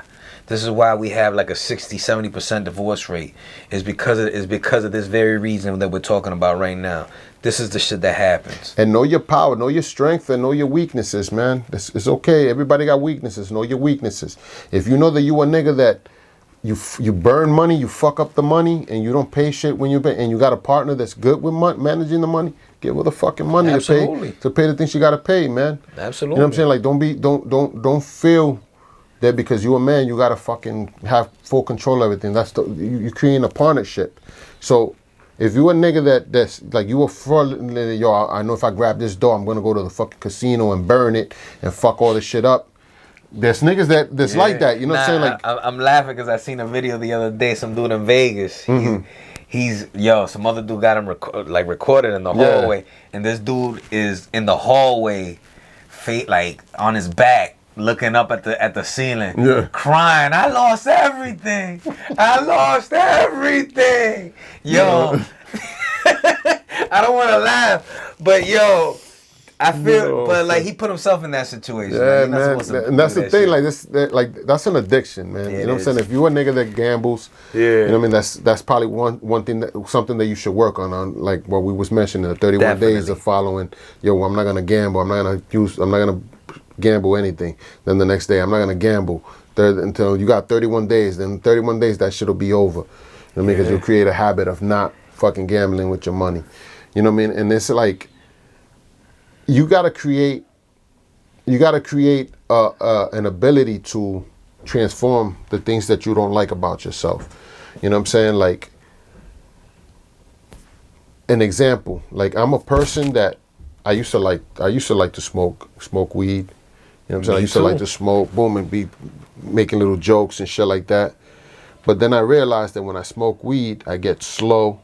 I don't want to do nothing. I just want to fucking like chill. Just want to smoke more. So then it became a situation where it's like, okay, this shit is not productive for me. I know people that smoke all the time and them niggas get shit done. That's fine for them niggas. Like that's not a deterrent for them. But for me, that shit slowed me down. So as a man, I knew this shit's not benefiting me like it benefits so and so. You know what I mean? So I got to get the fuck off of this shit. You know what I mean? And being able to stop it. Like I'm a nigga that I'd say, yo, I'm not doing that, and I stop it cold turkey. Not everybody could do that. Some niggas got to ease off of it. You know what I mean? So I had to build the mental strength first. Like there was a time that I went through like a period, and this I'm saying this because this might be somebody else's situation. I couldn't stop cold turkey. I struggled. There was times where I was like, I'm smoking. I'm like, I hate weed. I felt like I was with a bad girlfriend or some shit that I wanted to break up with. Fuck this shit. It should have slowed me down. Cause I would smoke and be in a haze, nigga, all day. First thing in the morning, boom, blaze. And once I take that one in the morning, that's the whole day I'm on that. The whole day I'm high. So it's like. It wasn't good. It wasn't good for me, and I didn't like who I was. I was slow. I would miss opportunities. My work was sloppy. You know what I'm saying? It makes you lackadaisy. Yeah. You know what I'm saying? And I was a nigga that like when I smoke, sometimes I could if I'm fucking around with music or doing shit it helped me. Because for certain things it helps. But like everything else, I was just like mad slow. Like even talking to niggas, I was like, yo, son. And it was just like, yo, I don't like this shit. I feel fucking stupid. And I would be do dumb shit. Losing shit. And I'm like. Then I didn't like going anywhere where there was people because I didn't like people knowing that I was high. So that was another thing. I was just like, yo, why am I doing this shit, man? So one day I just said, you know what? I'm not fucking with this shit. You know what I'm saying? I'm done with this shit. And I was done. Same thing. I would buy the little vape shit. And I liked it. I was like, boom, give me a little head high or whatever. Then one day I said, man, fuck this. I don't even want to do that shit anymore. I'm like, fuck this shit, man. Why I gotta be blowing smoke, man? Boom, got rid of that shit. So it's like this is like, and sometimes like if I'm drinking. And and somebody has one like my girl's daughter or my girl, boom, I'll be like, yo, let me hit that. I'll hit it once, boom, and boom, and as I'm drunk. But that's it. Like the next day you've been, and I'll be like, no, I'm good. Like I know how to control myself. You know what I mean? Yet, I mean that's me, but there's people that have addictive genes. Where they can't control that. Where that's where you have to. You gotta know yourself. You gotta incorporate the 30 days, 31 days in order to ease off of things. And these are things that like as a man, bro, as a grown up, not even as a man, as a grown up. This is for women as well. As a grown up, you gotta learn how to fix your flaws. The things that you could change. There's flaws that you can't change. There's flaws that you could change. If you ugly, you can't change that shit. You know what I'm saying? But if you have a bad habit, something that you acquired by your bad means of living, you could change that shit. Absolutely. Just change the way of living, your way of thinking, by actually doing the opposite of what you did. I guarantee you wasn't born with that habit. Exactly. So at one point you picked that habit up and you just never put it down. So meaning you could get off of that habit. Right. You know what I mean? So change. I mean, just it's all about Mind over matter, man. You know what I mean? Like change your way of thinking, and everything else will fall into place. Challenge yourself, though, man. Challenge yourself. Get out in the woods, walk. Get in nature. Listen, we used to do that a lot. We used to go hiking. Yeah. Like going to the wood, trails. Yeah. And just boom, like yo, that shit was the best, yo. I love it. Like we used to do that shit before COVID. Yep. I used to love that shit, man. You know what I'm saying? Like it's like just you with the wilderness. You hear the fucking birds. You hear the fucking the fucking animals in the woods. Yep. You hear the water. If there's any water nearby, you hear it. Yep. The leaves. You know what I mean? When you walking, like that shit was dope, man. Like there's so much things that we just fucking we neglect. Like we take it for granted, man. Yeah, we neglect it. We don't fucking do it. Take it for granted. Like for it's sure. like yo, like just another thing too that we used to do. We used to go to there's this place called Frosty Dew in Charlestown in Rhode Island. Okay. And they got a big ass fucking like telescope. Yep. So you can see the planets and shit like that. Okay. Yo, dope, man, real dope. Every Friday they do it. It's free and shit. And you could pay some donation, and they let you use the big scope, like the big shit that, like they open up the ceiling and the scope is there, and they show you. You could go on and look at it, look at the planet really up close, like shit like that. I like, man, some shit that like to me, I like shit like this because this is shit that like I didn't grow up doing. Right. You know what I mean? I lived in New York. All we knew was hood shit, like street shit, like handball. Scatter, which was like that with a volleyball, with a ball, throwing niggas, hitting niggas with a ball, like some violent stupid shit. Yeah, like all violent shit. You know what I'm saying? Like so, when I see shit like this was things that I used to be like, yo, this is like white people shit. Yeah. But it's cool. Like, why not? Like, yo, fuck it, try it, see what it's like. It's cool, man. You enjoy it. It's crazy, it's dope. Man. Like it's a whole different world out there in outer space. You know what I'm saying? And like these are things that like yo, like we shelter ourselves off from so many things in the world, man. You know what I'm saying? Right. For no reason and shit. Like yo, fuck that, man. Find out what that shit is like. Fucking go explore. Man. Go explore. Go see what it's like to see shit go to a museum. Go walk in a museum. Go see shit in a museum. Like the Roger Wyndham Park got a museum and shit. That's pretty cool, man. Yeah. I know mad niggas that live near that motherfucker, they ain't been in there. That shit's right there. It's cheap. It's right there. Yeah, like just go inside and go look at shit. See what's going on. There's history and shit in there. Like shit that you could fucking, that you didn't know about.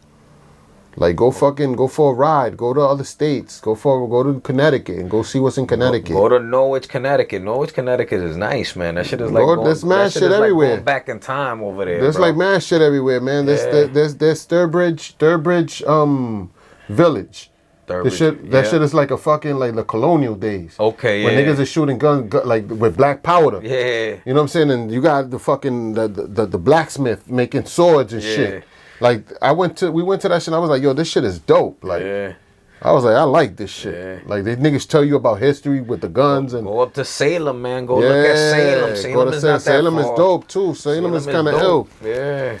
You know what I'm saying? So it's like, yo, like niggas gotta fucking like there's other things outside of fucking Broad Street, man. For real, get out your surroundings. Yeah, like stop fucking around and wasting your time. Get out of the definitely get out of the city every once in a while. All that ghetto shit, man. That shit's whack. Get out of the city. Man. Go look at niggas be absorbed by it. Niggas just be like absorbed by all this bullshit, like all the negative shit and nonsense, man. Like, yo, stop smoking and go fucking get some fresh air, man. Yo, but you know what? You know why the smoking and all of that is because of stress. That's what I'm saying. Because people are trying to escape their situation. It's either drinking or smoking. They're trying to deal with their depression and they're using that vice. That's why, if you notice, like when we was growing up, you hardly ever saw like a woman smoking. It was rare that you saw a woman smoking. Now you see women smoking all the time, but now women work more now. Yeah. So they're dealing with the same stress and the depression that we've been dealing with for a long time. So now you're seeing a lot of the vices, like them going through the same shit and dealing with the same shit that we used to. It's like the topic of men's mental health, bro. Yeah. Like people don't talk about that shit. 1 in 4 men commit suicide. So that's mental health, bro. Like that's a topic that's like taboo. Like 1 in 4. People don't talk about it. But that shit exists. It's real, man. Niggas are raised to just deal with it. Like, yeah, man, just deal with it. Yeah, your man, just deal with it. And that's why we're gonna put tools out there, man. Like I'm saying, like we said it before, there's gonna be exercise program. I'm gonna show you guys some breath work, some. And niggas could do a meetup. Niggas could do a meetup. Like, yo, we're gonna meet up on this day. We'll put it on the channel, yo, on fucking Sunday. We're gonna meet up in this park. Like, yo, everybody's welcome to come through. You know what I'm saying? We're gonna go for a hike. Man, maybe put, cook out, play some basketball, some volleyball or something. Or whatever, even go for a hike. Whatever. Yeah. You know what I'm saying? Like, link up and fucking. Yeah. A lot of niggas just don't, you know what I'm saying, don't have these outlets because they don't hang out with niggas that do none of this shit.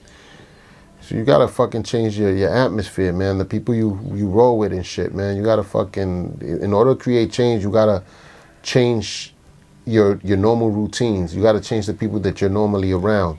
Gotta be the change. Exactly. Be the change. And then, in all honesty, that change might trigger change on other people that you around.